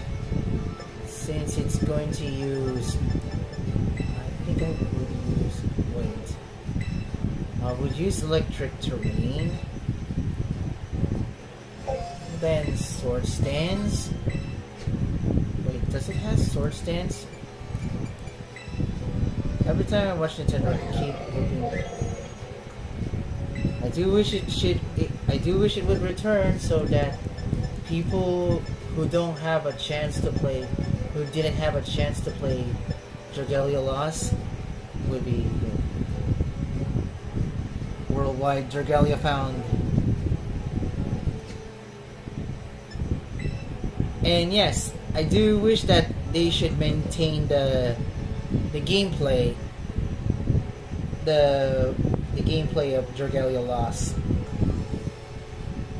instead of a entirely new game.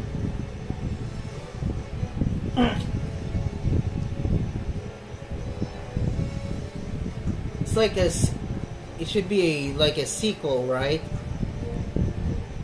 I would prefer that.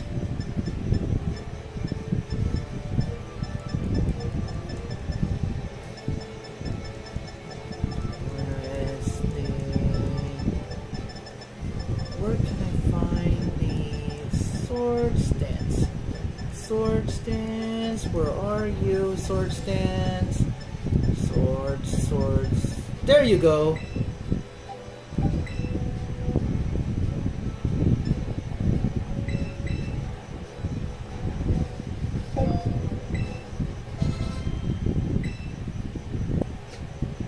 Yeah, speaking of the second game, it should be available to Nintendo console, on the Switch, and on mobile, which should be.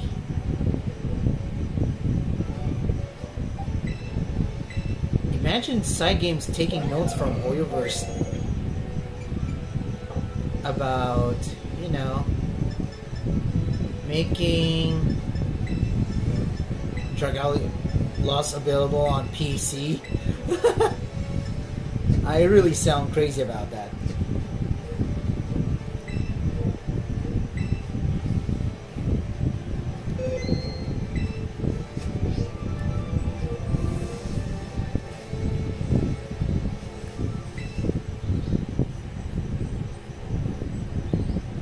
Dragalia Lost Open World Edition. Definitely a Genshin Impact killer.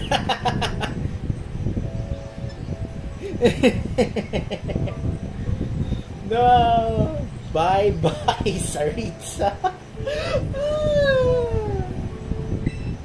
But I'm still gonna be playing Genshin. Yeah. Open a Zelda-esque Dragalia Lost open world, like say Dragalia Found, it's gonna be a Genshin killer for sure. Definitely, and more FTP friendly one. You'll get different outs of the characters that you want. Unlike in Genshin where you can get mostly weapons.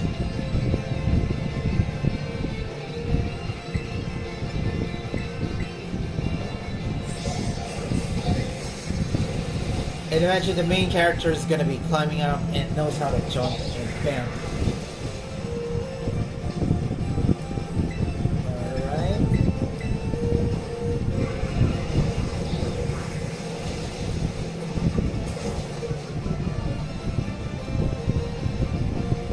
Chilling water. Okay.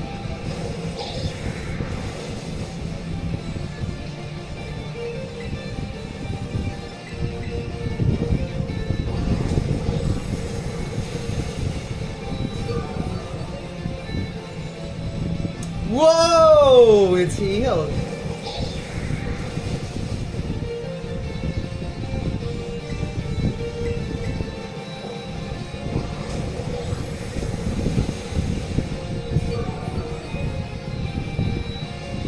Yo, I like it. They're way too generous. Oh, I see. Oh, maybe because is it that they cause bankruptcy?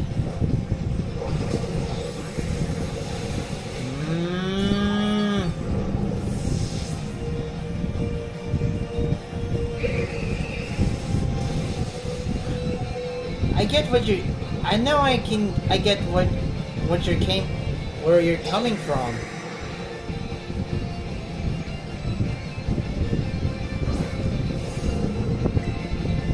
Because I think their goal is that they're giving free stuff that the developers seems to have the less budget that they can make the game good.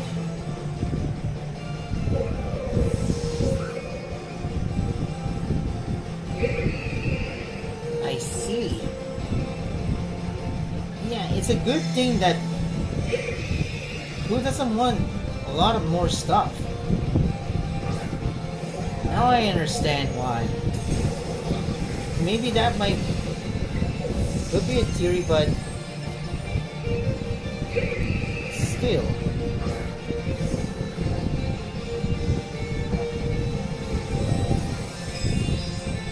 At least people are managed to get to play the game.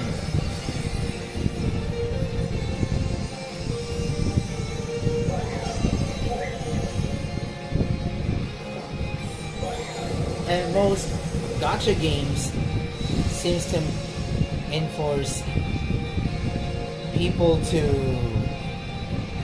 use whale, enforce the whale, so that they would have budget for their game. That's really interesting.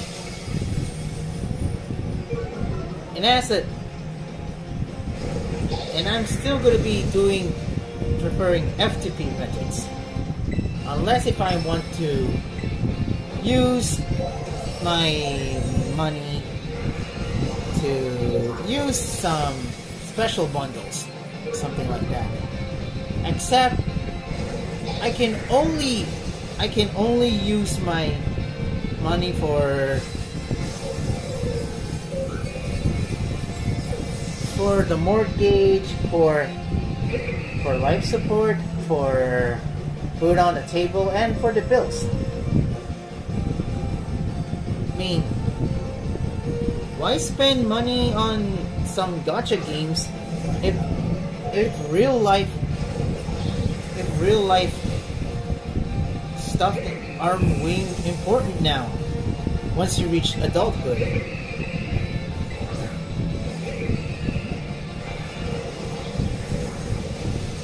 There's a saying goes that money don't actually grow on trees. Money don't grow on trees. They won't appear mostly. Because once you've obtained them, all you have to do is to spend them wisely.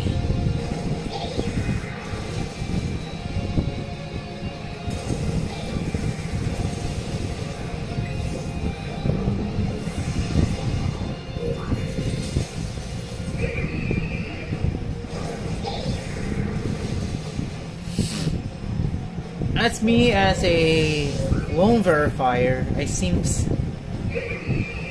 that my supervisor that advises me to making sure that the employees in our community, in our school, must have their net pay to be not lower than 5,000. Yeah, definitely a very hard waste to do. Because adulthood is going to be really, really harsh.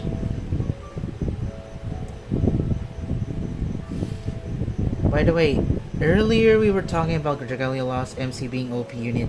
Maybe Pokemon Masters made Pikachu weak on purpose and then they're gonna buff it to have a Gigantamax, Z-move Terra, and even an OM exclusive form, Mega Pikachu! Oh, I see. More like Pikachu that can, more like player and Pikachu Pokemon Masters. Like body form Pikachu, where the MC is going to make it's going to be stronger with partner Pokemon, and then their passive skill is going to be the most broken thing on their kit. Battle Bond Pikachu.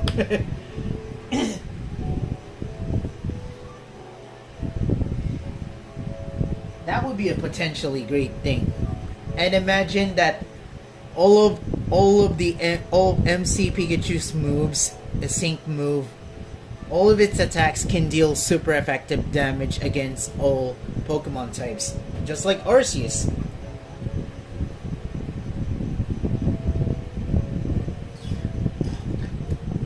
Wait, does the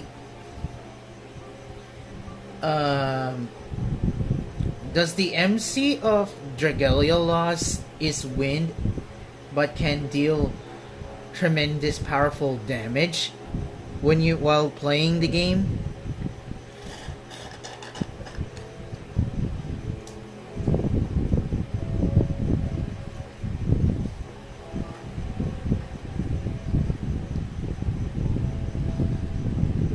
Yeah, I like that idea.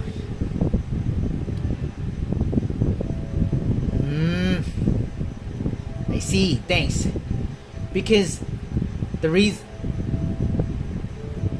I like that idea of yours, Scorchy. This would show that the MC is definitely to show that he or she is indeed the Pokemon Masters League champion. I was thinking of what would be the next arc after the villain arc. I have a theory. I was thinking of a theory that I was thinking some speculations that,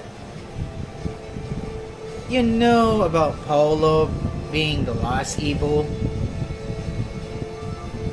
that he was going to be the last evil, and his goal now is, I'm thinking that Paolo is going to pull a CM Punk on us. And I gotta say this, Scorchy. Honestly, CM Punk is not my favorite. Not fan the EOS arc. EOS arc. Nice. That's a good That's a good one. EOS arc. End of service arc. Paulo became the self-proclaimed CM Punk of Pokemon Masters EX. Then he's gonna be beaten by the MC. Pokemon Masters is over. Thank you for playing the game.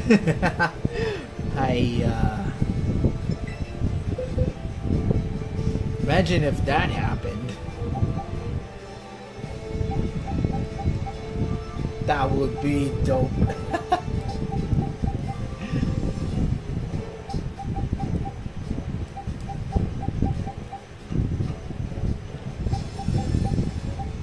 Poison. Ah. I almost forgot that Paolo becomes too OP, then destroys Paolo. With the power of friendship!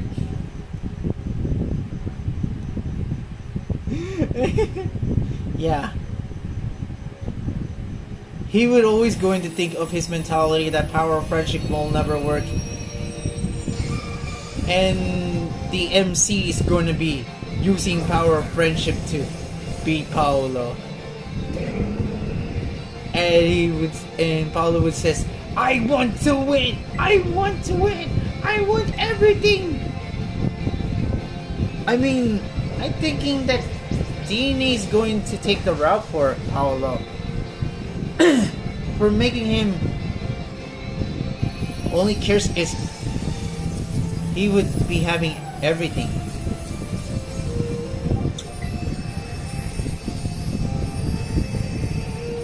But I don't know that it's gonna be up to DNA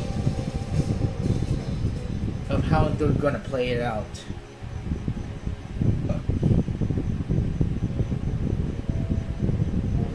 I would be surprised. Would you be surprised if we would gain an Arceus unit for the 4th anniversary?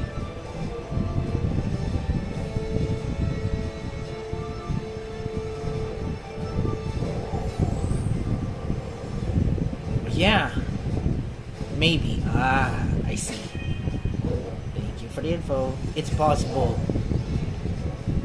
And yeah, it's gonna be Judgment, dealing super effective damage, which is a no-brainer. Thanks a lot, Gay Freak, for making Arceus the most worthy to being the god of Pokemon, as the Lord should has suggested. Legend plate.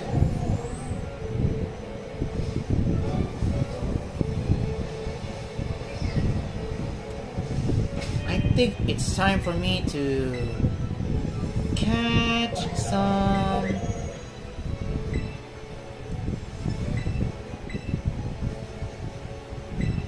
Treasure of Ruins.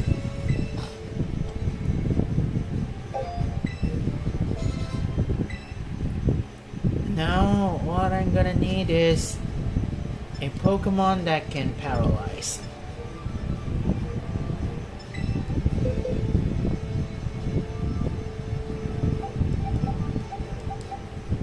$75. Alright.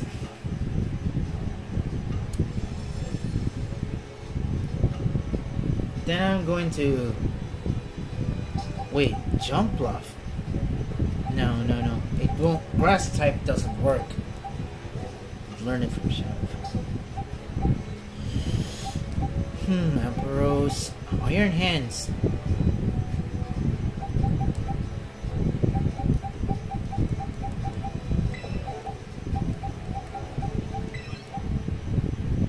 Let's see if Electros can paralyze.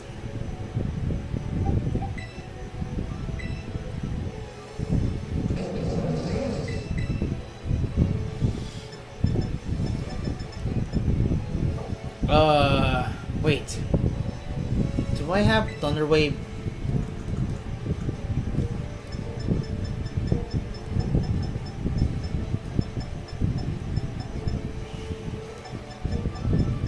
Trailblaze. Now I'm thinking about Honkai Star Rail. I'm thinking about Blade.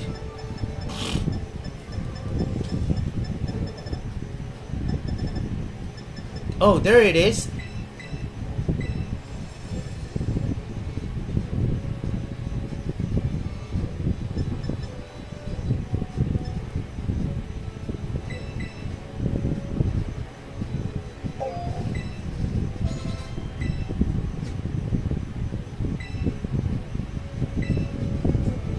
Alright.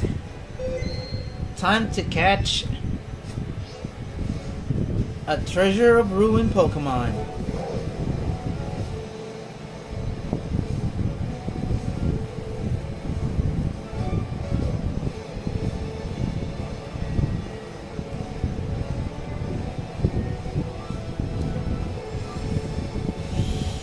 Ugh.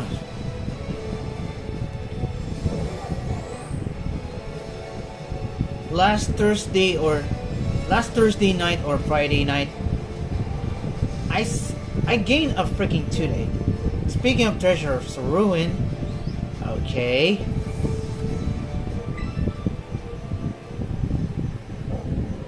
Maybe if they do Paldea VA, they will make the treasures of ruin. Just like the Tapus. That would be good. That would be cool. If DNA's gonna make, it's gonna put genuine content, that is.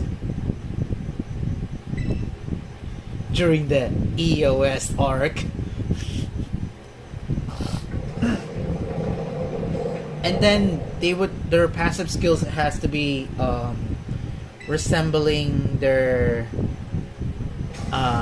signature abilities.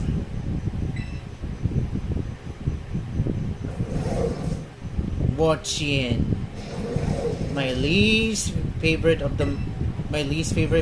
member of them, because it's a freaking snail.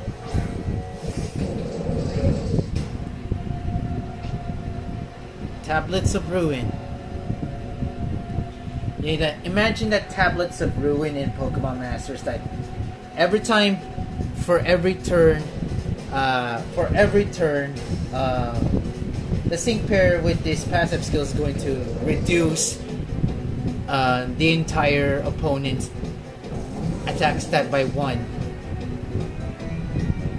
Then Shenpao, my favorite one, the strike sync pair is gonna be lowering the entire target, all the opposing sync pairs defenses by 1 for every turn. That would be freaking OP, and I love it.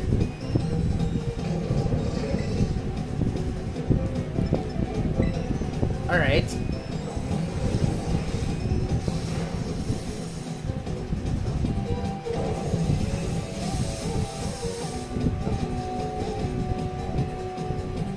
Wochin will be a grass type sync pair.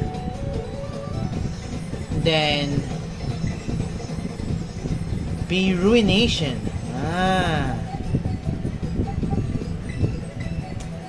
Maybe with different effects for each members.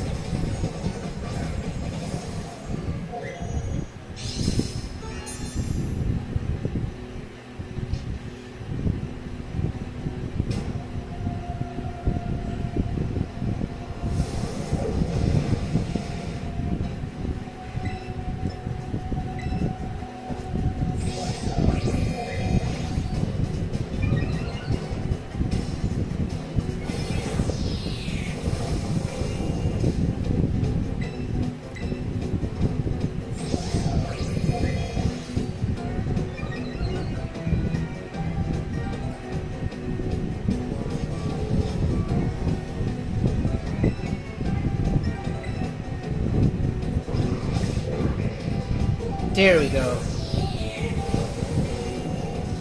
Now it's time for this Wochin to get into the ball.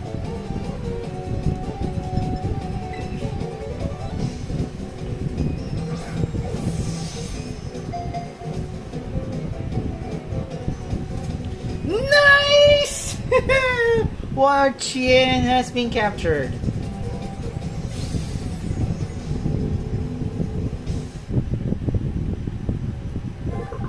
And we got it. Yay! Okay. Since we're going to be discussing about the Treasures of Ruins, Scorchy, if we would gain Gen 9 content, And if it's if the sync pair is Wochin, what world do you think it would gain? I think what I can tell, maybe a tech sync pair or support.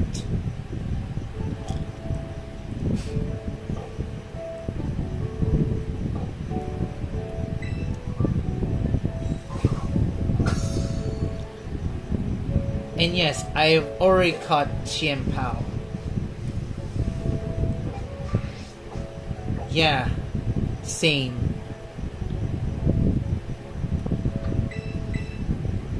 If DNA makes Wonqian into a freaking striker, I don't know. And I say, what were they thinking? Remember what happened to Signisut Lana? Tapulele is a special attacker with great support thanks to Psychic Terrain. And it turned him into a physical strike sync pair for no reason. And beats a Gallade sync pair, incoming Gallade sync pair with B Psycho Cut. Some DNA gives me a lot of questions sometimes. Like, hi, why in actual Arceus did you going to decide for turning? Why in freaking Arceus you would decide to turn Tapulele, a special attacker focused Pokemon, into a freaking physical striker? Ah, well. I think I need to catch Amoonguss. I don't know if I have that.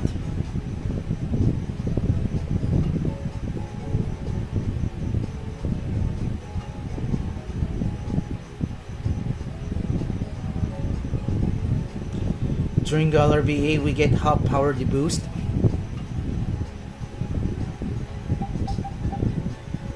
What do you mean? Power boost?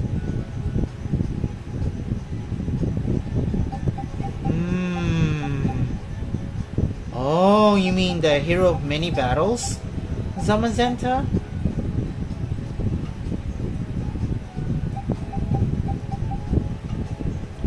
Oh. And turn him into a fighting type support like in a different role.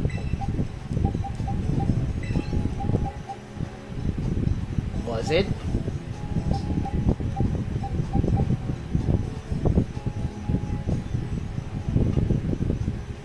Oh my gosh.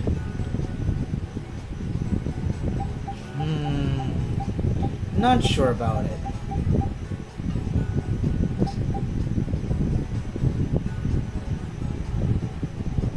Oh my gosh. My gums.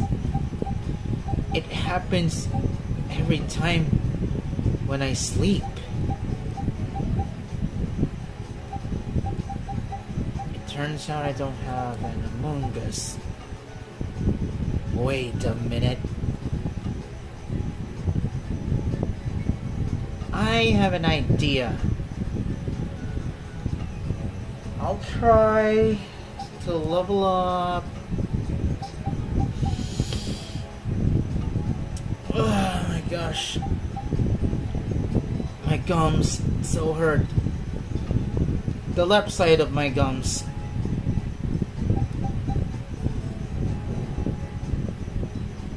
Because one of my teeth on my gums seems to grow. Kind of painful. Someone, wait a second.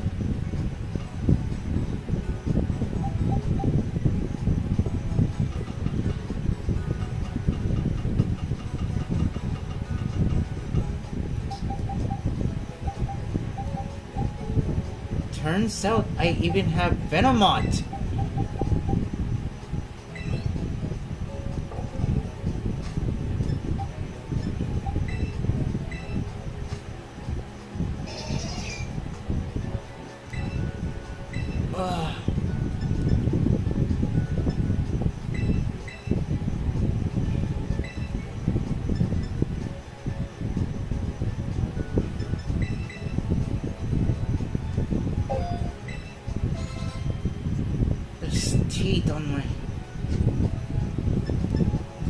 On my stick on my gums. So painful. Alright. I'll be using Venomont. And let's see if Stun Spore works.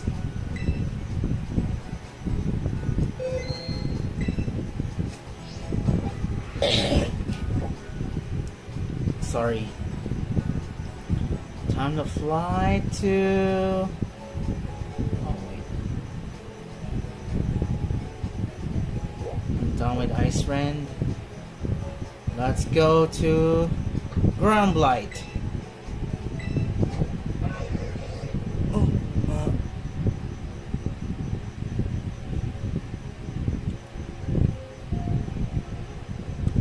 And catch Tinglu.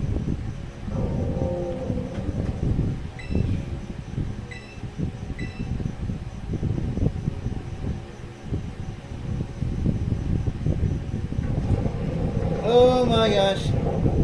Here we go. Kerbang.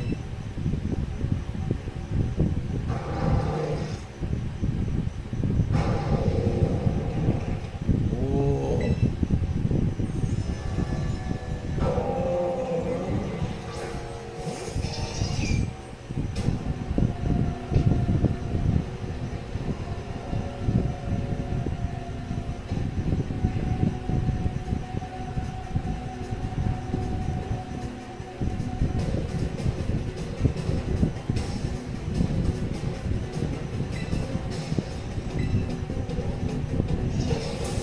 There we go. Stun Spore worked.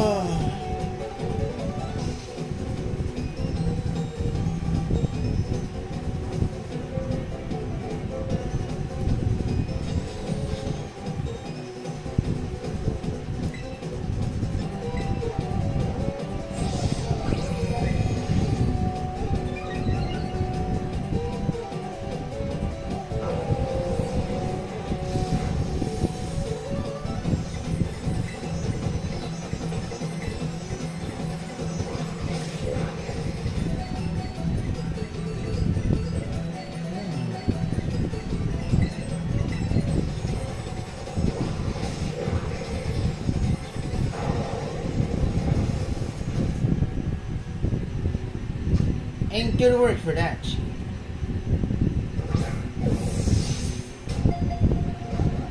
Now you're gonna be so hard to catch. Why would you believe it?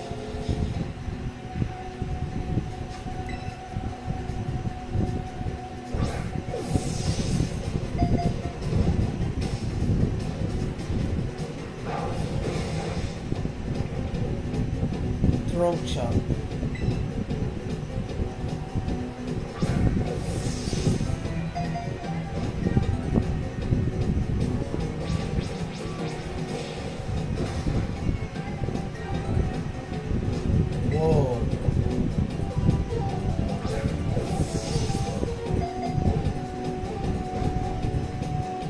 Tinglu is going to be so hard to catch now. I can feel it.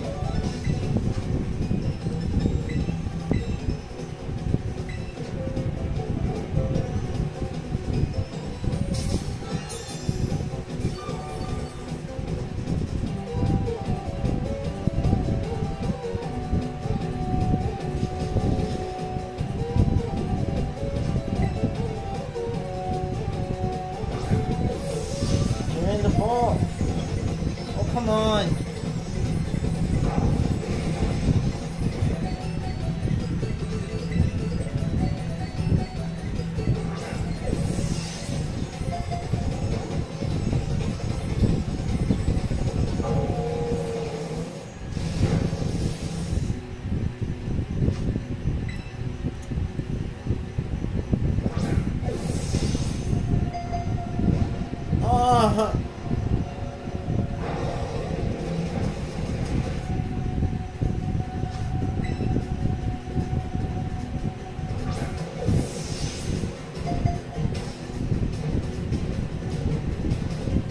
Yes, finally!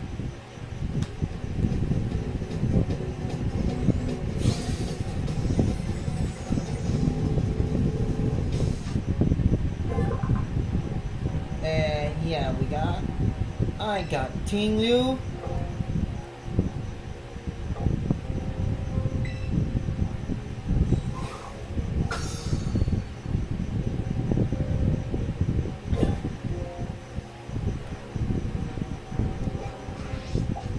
And we're going to the last member.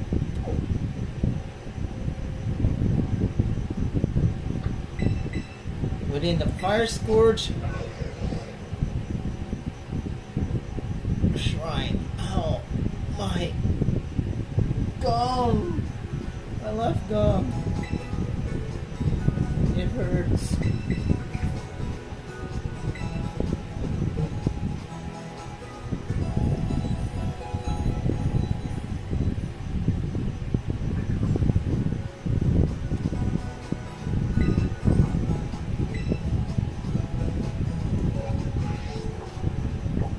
Now let's get in.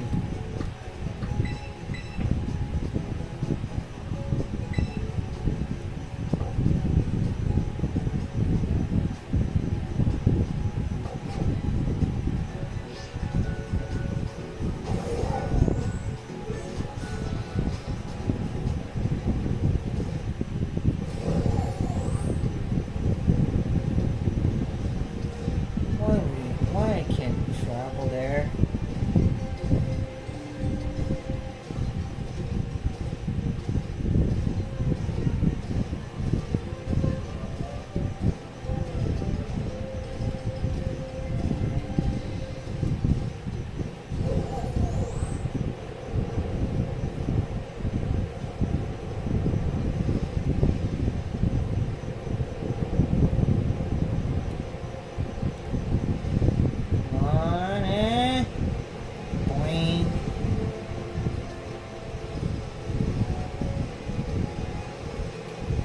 Inside. There it is. And let's see what's inside. Oh no.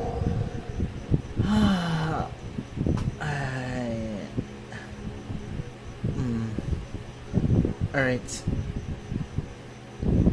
Are there anyone live? None yet.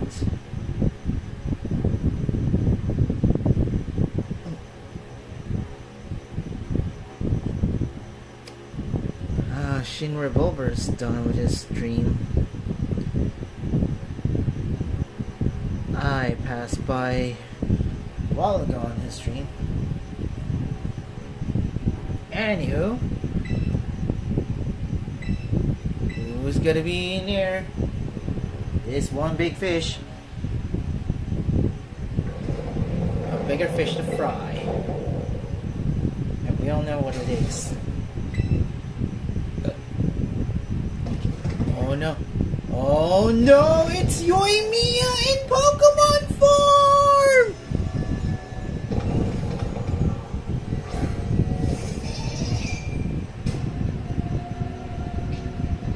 Chiyu, and it's pretty small.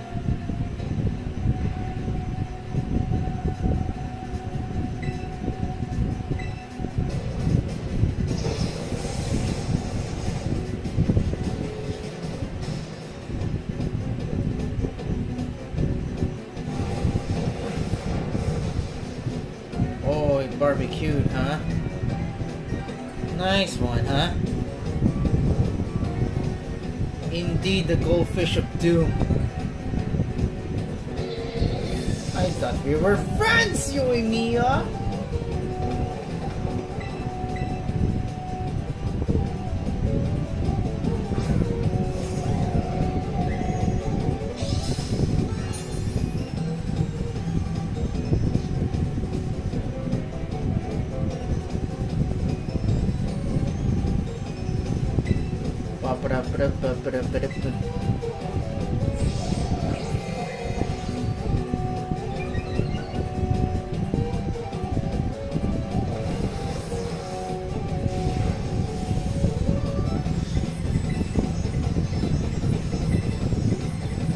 Alright. Oh my gosh. That goldfish can fly.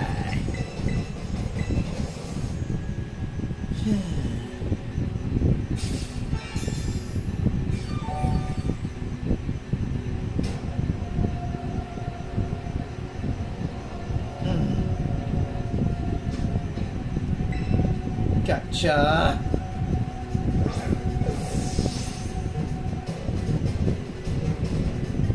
Almost. Almost. Tunak.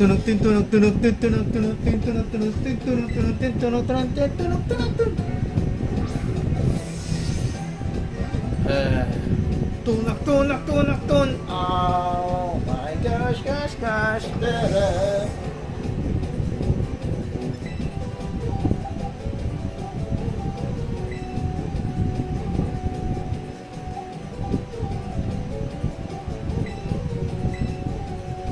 Recipe for disaster. Don't mind. Fuel its wrath.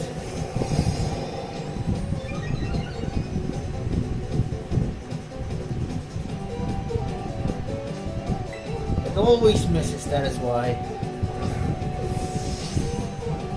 1, 2, 3.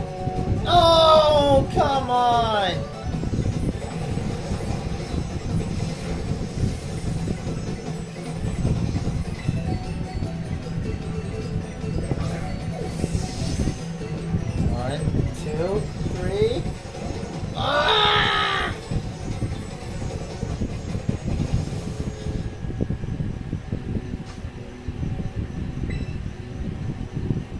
Get in!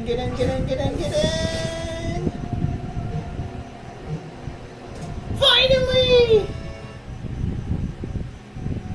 We got every single Treasures of Ruin Pokemon.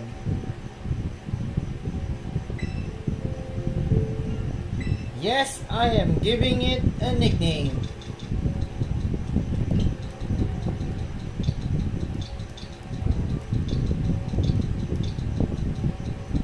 There we go. Yoimiya the Chiyu.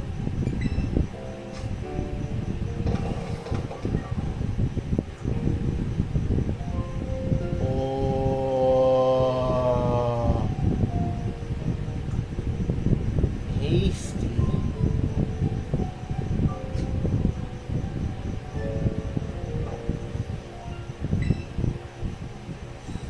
That's everyone.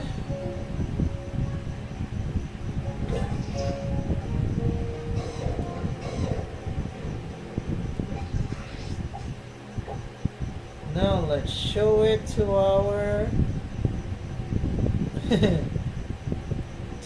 history teacher. Nice.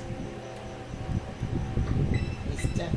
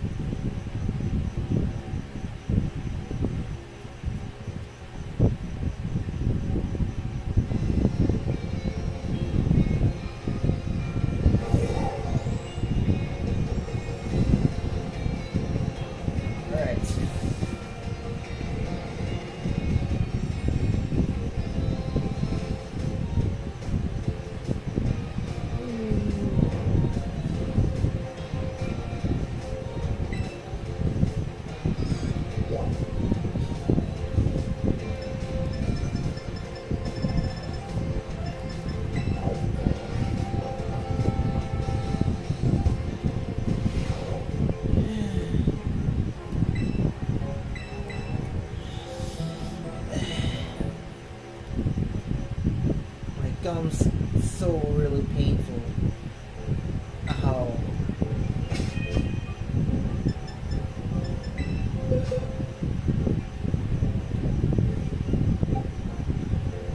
For your surface.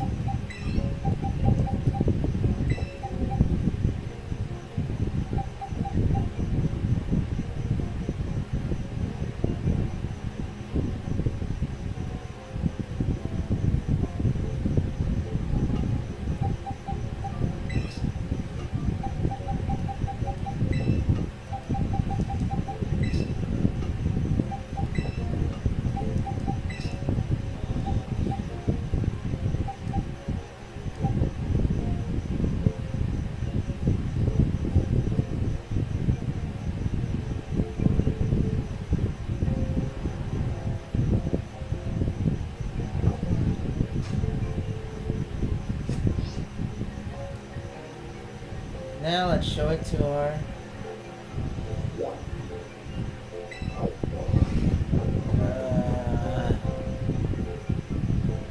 Oh my gosh.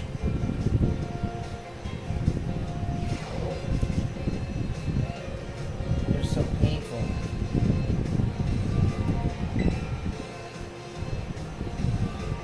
I almost forgot that her name is Rifle.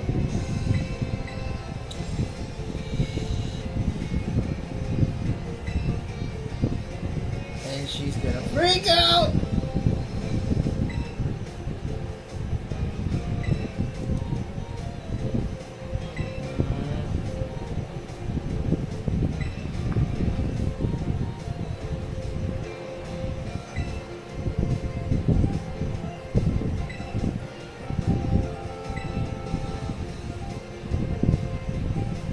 Watch in and go crazy.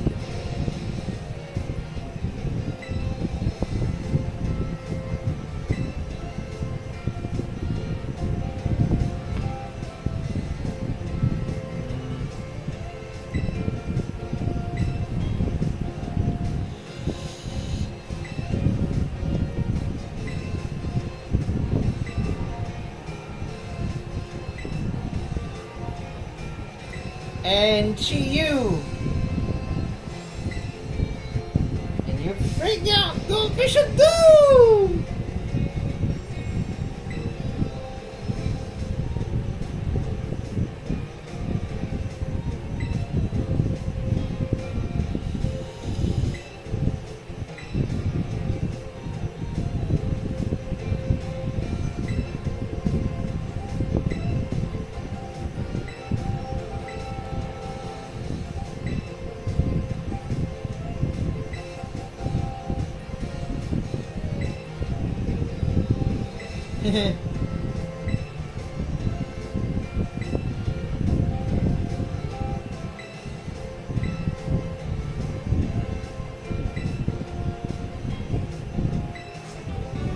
Nasty plot.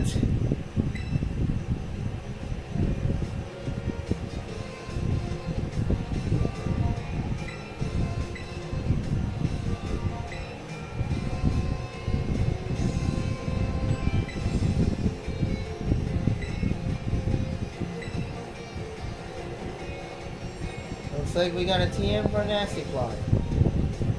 Nice.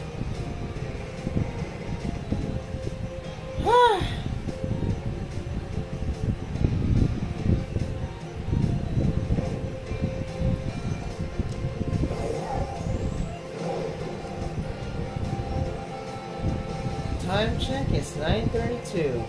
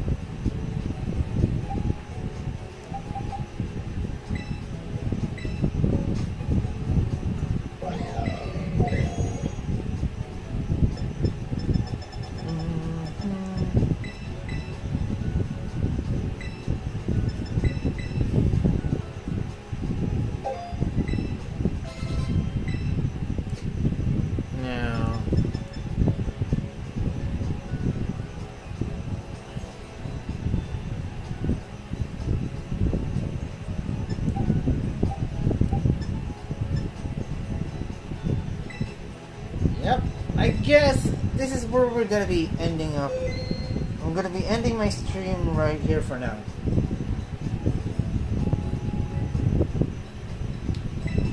I don't know whether if I'm going to play this game, because Zelda's gonna be also in a way.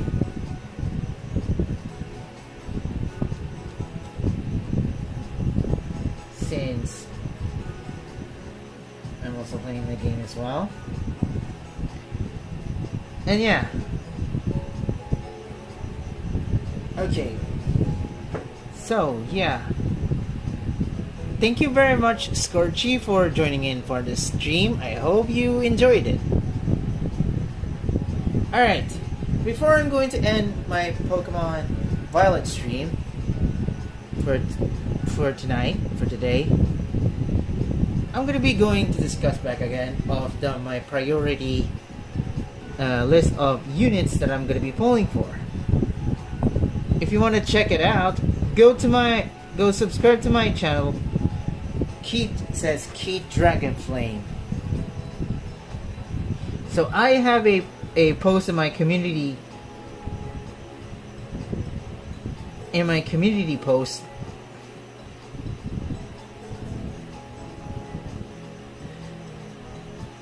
in my community tab that there are the checklist units that I'm gonna be pulling for. So, like I said a while ago, in the in Pokemon Masters EX, the 4th anniversary sync pairs of my choice, 1 or 2, if they are interesting. Of course, they're gonna be interesting. Who said they won't? And their 4th anniversary, of course. They're the number one priority. Those were the number one priority in Pokemon Masters. However, there's a bait unit that's going to be interrupting my priority to get those said unit. And I'm thinking it would be the Galar Villain Arc unit. Specifically, if we would gain another... If DNA is going to be giving another out for Leon. If not, then it's good. I will be still prioritizing the 4th anniversary sync pairs. Their number one priority for a reason. And yes, I'm still having a break from Pokemon Masters EX content on YouTube, but I'm gonna say this time,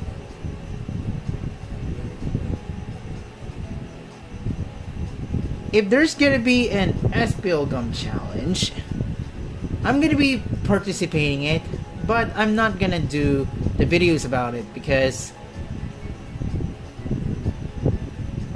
I'm gonna be going to be on sabbatical break in Pokemon Masters EX videos on YouTube.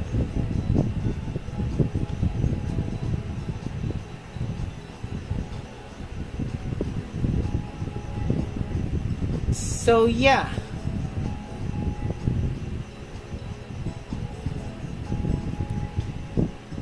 I am indeed going to... I don't know.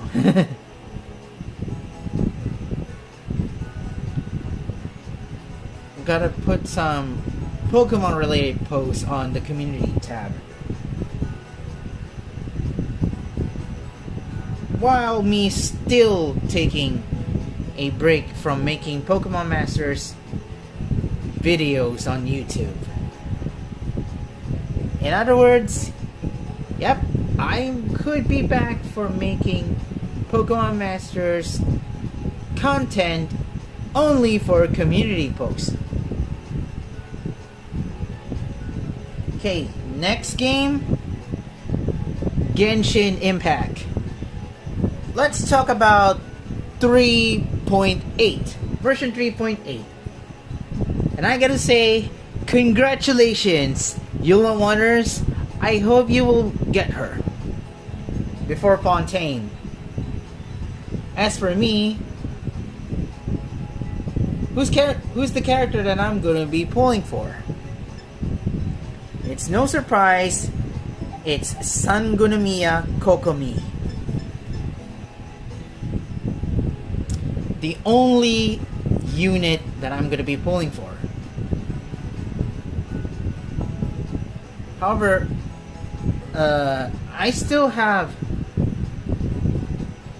131 fates, and it's impossible for me to grind for more fates than 150, because I was trying to aiming to get 180 that I got, if I recall correctly. I managed to get Yoimiya in the 7th multiple, if I recall correctly. And she appears on the 5th pull of said multiple.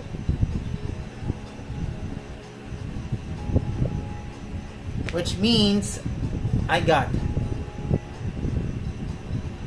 85 pity points left. So I'm trying to reach 175. However, I'm gonna say it's going to be impossible to get reaching to 175, because my concern is about the pity system. If I reach 90 pity, then it's a big bummer.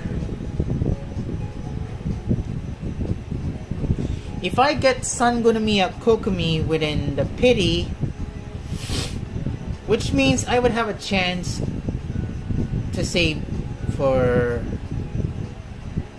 Primos and intertwine fates for the next character that I need. Maybe Linny and Lynette. But I'm going to be talking about how am I going to pull for Linny and Lynette for the next info of Fontaine.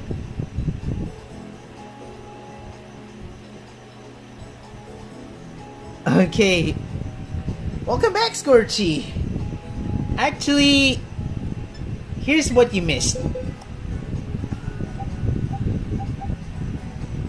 I finally got the Treasures of Ruins. They're really kinder than I thought. Yeah, it is indeed. Alright, back from my discussion in regards about the following units that I'm going to be pulling for, considering as the checklist of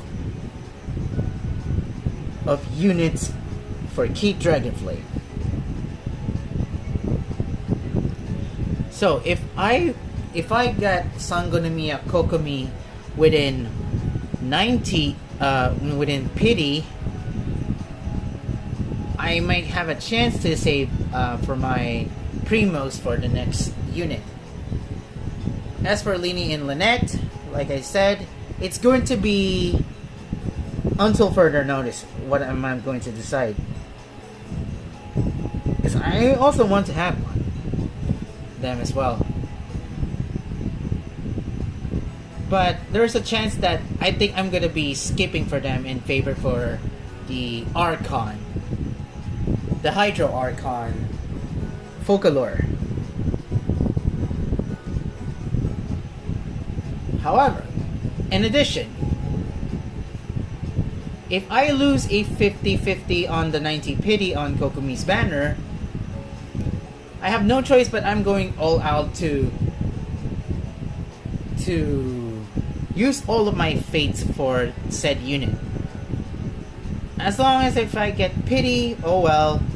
Better luck next time for the next one and grind for more for the next one. But it's not gonna be that easy. Yeah, and I gotta say, grinding fates for the unit that you want is, yeah, 50-50 like Honkai Star Rail, since it's also the same company.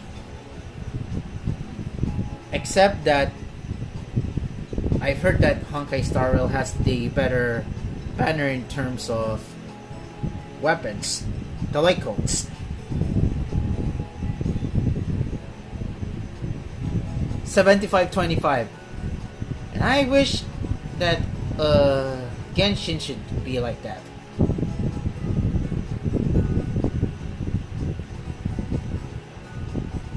Then, if I lost a 50-50, then I'm going all out for till I get Sangonomiya Kokomi, and then I'm gonna be skipping Lini and Lynette. Feels like I'm not be able to pull for Lini and Lynette in favor of the Hydro Archon. And of course, Raiden Shogun, Zhongli, and yes, I know Kaidehara Kazuha's banner is still running, but I'm gonna reserve him as second to the last, as long as I'm managed to get the priority characters in my that I need. Kokomi, Raiden Shogun, Focalor, Zhongli, bam. Or maybe, yeah, Kamisato Ayato, if you want. And lastly, of course, Honkai Star Rail. My biggest number one priority unit, I want to put this copium so bad, is no other than Blade. I know. People will say, Kieth, pull for Lucha. He's good for Blade. I'm sorry to burst your bubble, everyone, that I'm going to pull for my guarantee 5-star pull is going to be for Blade no matter what.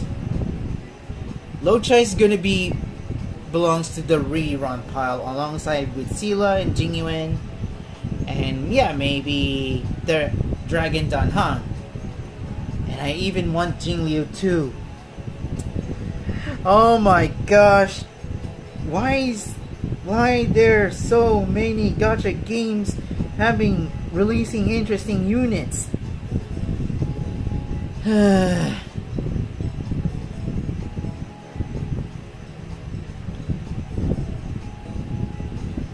So yeah, once I got Blade, I'm ready whether if I'm going to choose between Dragon Danhang or Jingliu.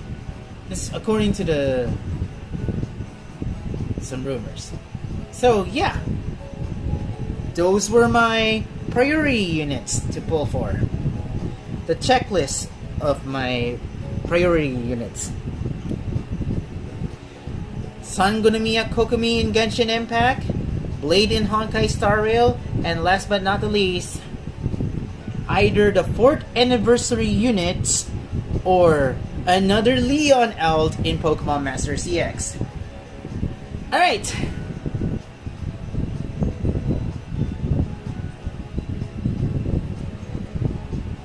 The Dragon Dawn is from Pulse. Yeah. That's what I've heard, I think. But let's see if what would happen. Scorchy. Yeah, I can tell that he sounds like a... If he's gonna be a pool character, that it's gonna be through pools, that will be fine. But it's gonna be up to important for official information. I think it's... Let's wait for official information instead, because it's definitely gonna be giving us the light of whether we're gonna get those units. Alright, so that's it for today that I've already tell you about the checklist. I must insist myself And I must stay away from Eula Wanders to insist me to pull for Eula, and she's not part of my priority list. I guess this copium is gonna make me. Maybe they will make the Dragon Dawn Hang a permanent. Who knows? Alright. That's it for tonight's stream. Thank you very much, Scorchy, for joining in. And looks like we're gonna be. Let's break our legs for the incoming ones and for our lives. Yeah, we're gonna be also good luck for our real lives as well. Yeah, I might be doing a night stream on Tuesday because on Wednesday we're gonna be having. Wednesday's gonna have a holiday. Then I don't know. And Saturday, I'm not sure about it. I think it's going to be a different one. Like, I might be streaming a Nintendo Switch game besides Pokemon Violet. Yeah, who knows? I might be 2 hours and then Nintendo Switch stream, me playing Zelda, then Pokemon Violet, or who knows, even this one, Devil May Cry 3 Special Edition. Yeah, speaking of Devil May Cry, yeah, DMCs also have their gacha game. I don't know if I'm gonna be doing that as well.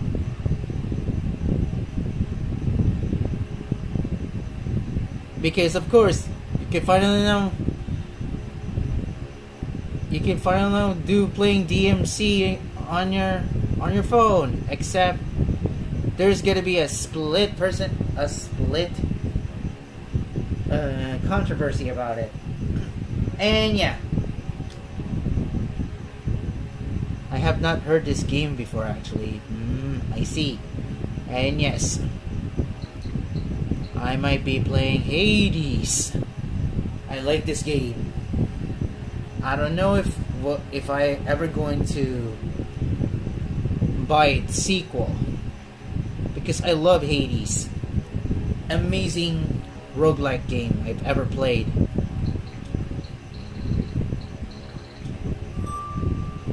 And yes, I do have Children of Morta.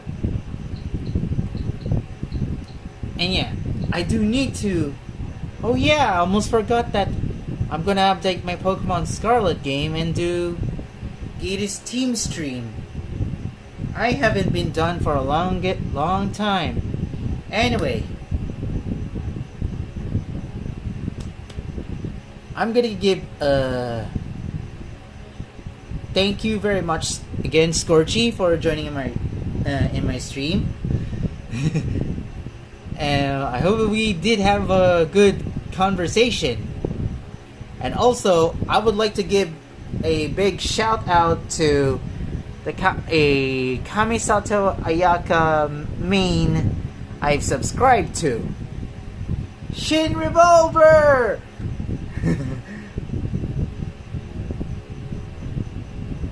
Hello! Yeah, I also join on the chat whenever he streams, especially when we're watching the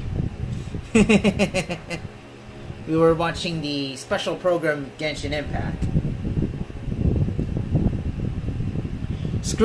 Forget Genshin Impact on Switch. I'm happy on Genshin on PC. That's what I need. And yeah, gaming laptop. Not sure if whether I might get soon once we need to making ends meet. Then if you enjoyed the stream, make sure to leave a like and subscribe to my channel if you haven't. Then I'm gonna go myself to do some shenanigans and maybe stay up all night playing Genshin just to get. I wonder what happens to Genshin on Switch It might not happen because, yeah, it would not. And yeah, I don't think Genshin would run smoothly on a Nintendo Switch. I think I would prefer that Genshin would be playable on for the next Nintendo console. If that's what I think. So that who knows, maybe we could get a free Link. I mean, we do see a character from Log Horizon goes by the name, what is it again? Oh yeah, Aloy. Yeah, Aloy. She became a cryo unit. A free cryo unit that no one's playing except for maybe Log Horizon fans. If Genshin Impact might be available on the next Nintendo console, if they're still running though, maybe they will be better late than never. Something. Look what happened to Guardian Tales. Still running though to this day. Imagine if Genshin could be available either on Genshin will be available on Switch or the next Nintendo console. Who knows? We might get a free Link. Alright, so that's it for tonight. I get well soon, and I hope you guys go well, and good luck for tomorrow. With that being said, this is Kieth Dragonflame, and I'll be seeing you guys next time. Hasta la vista!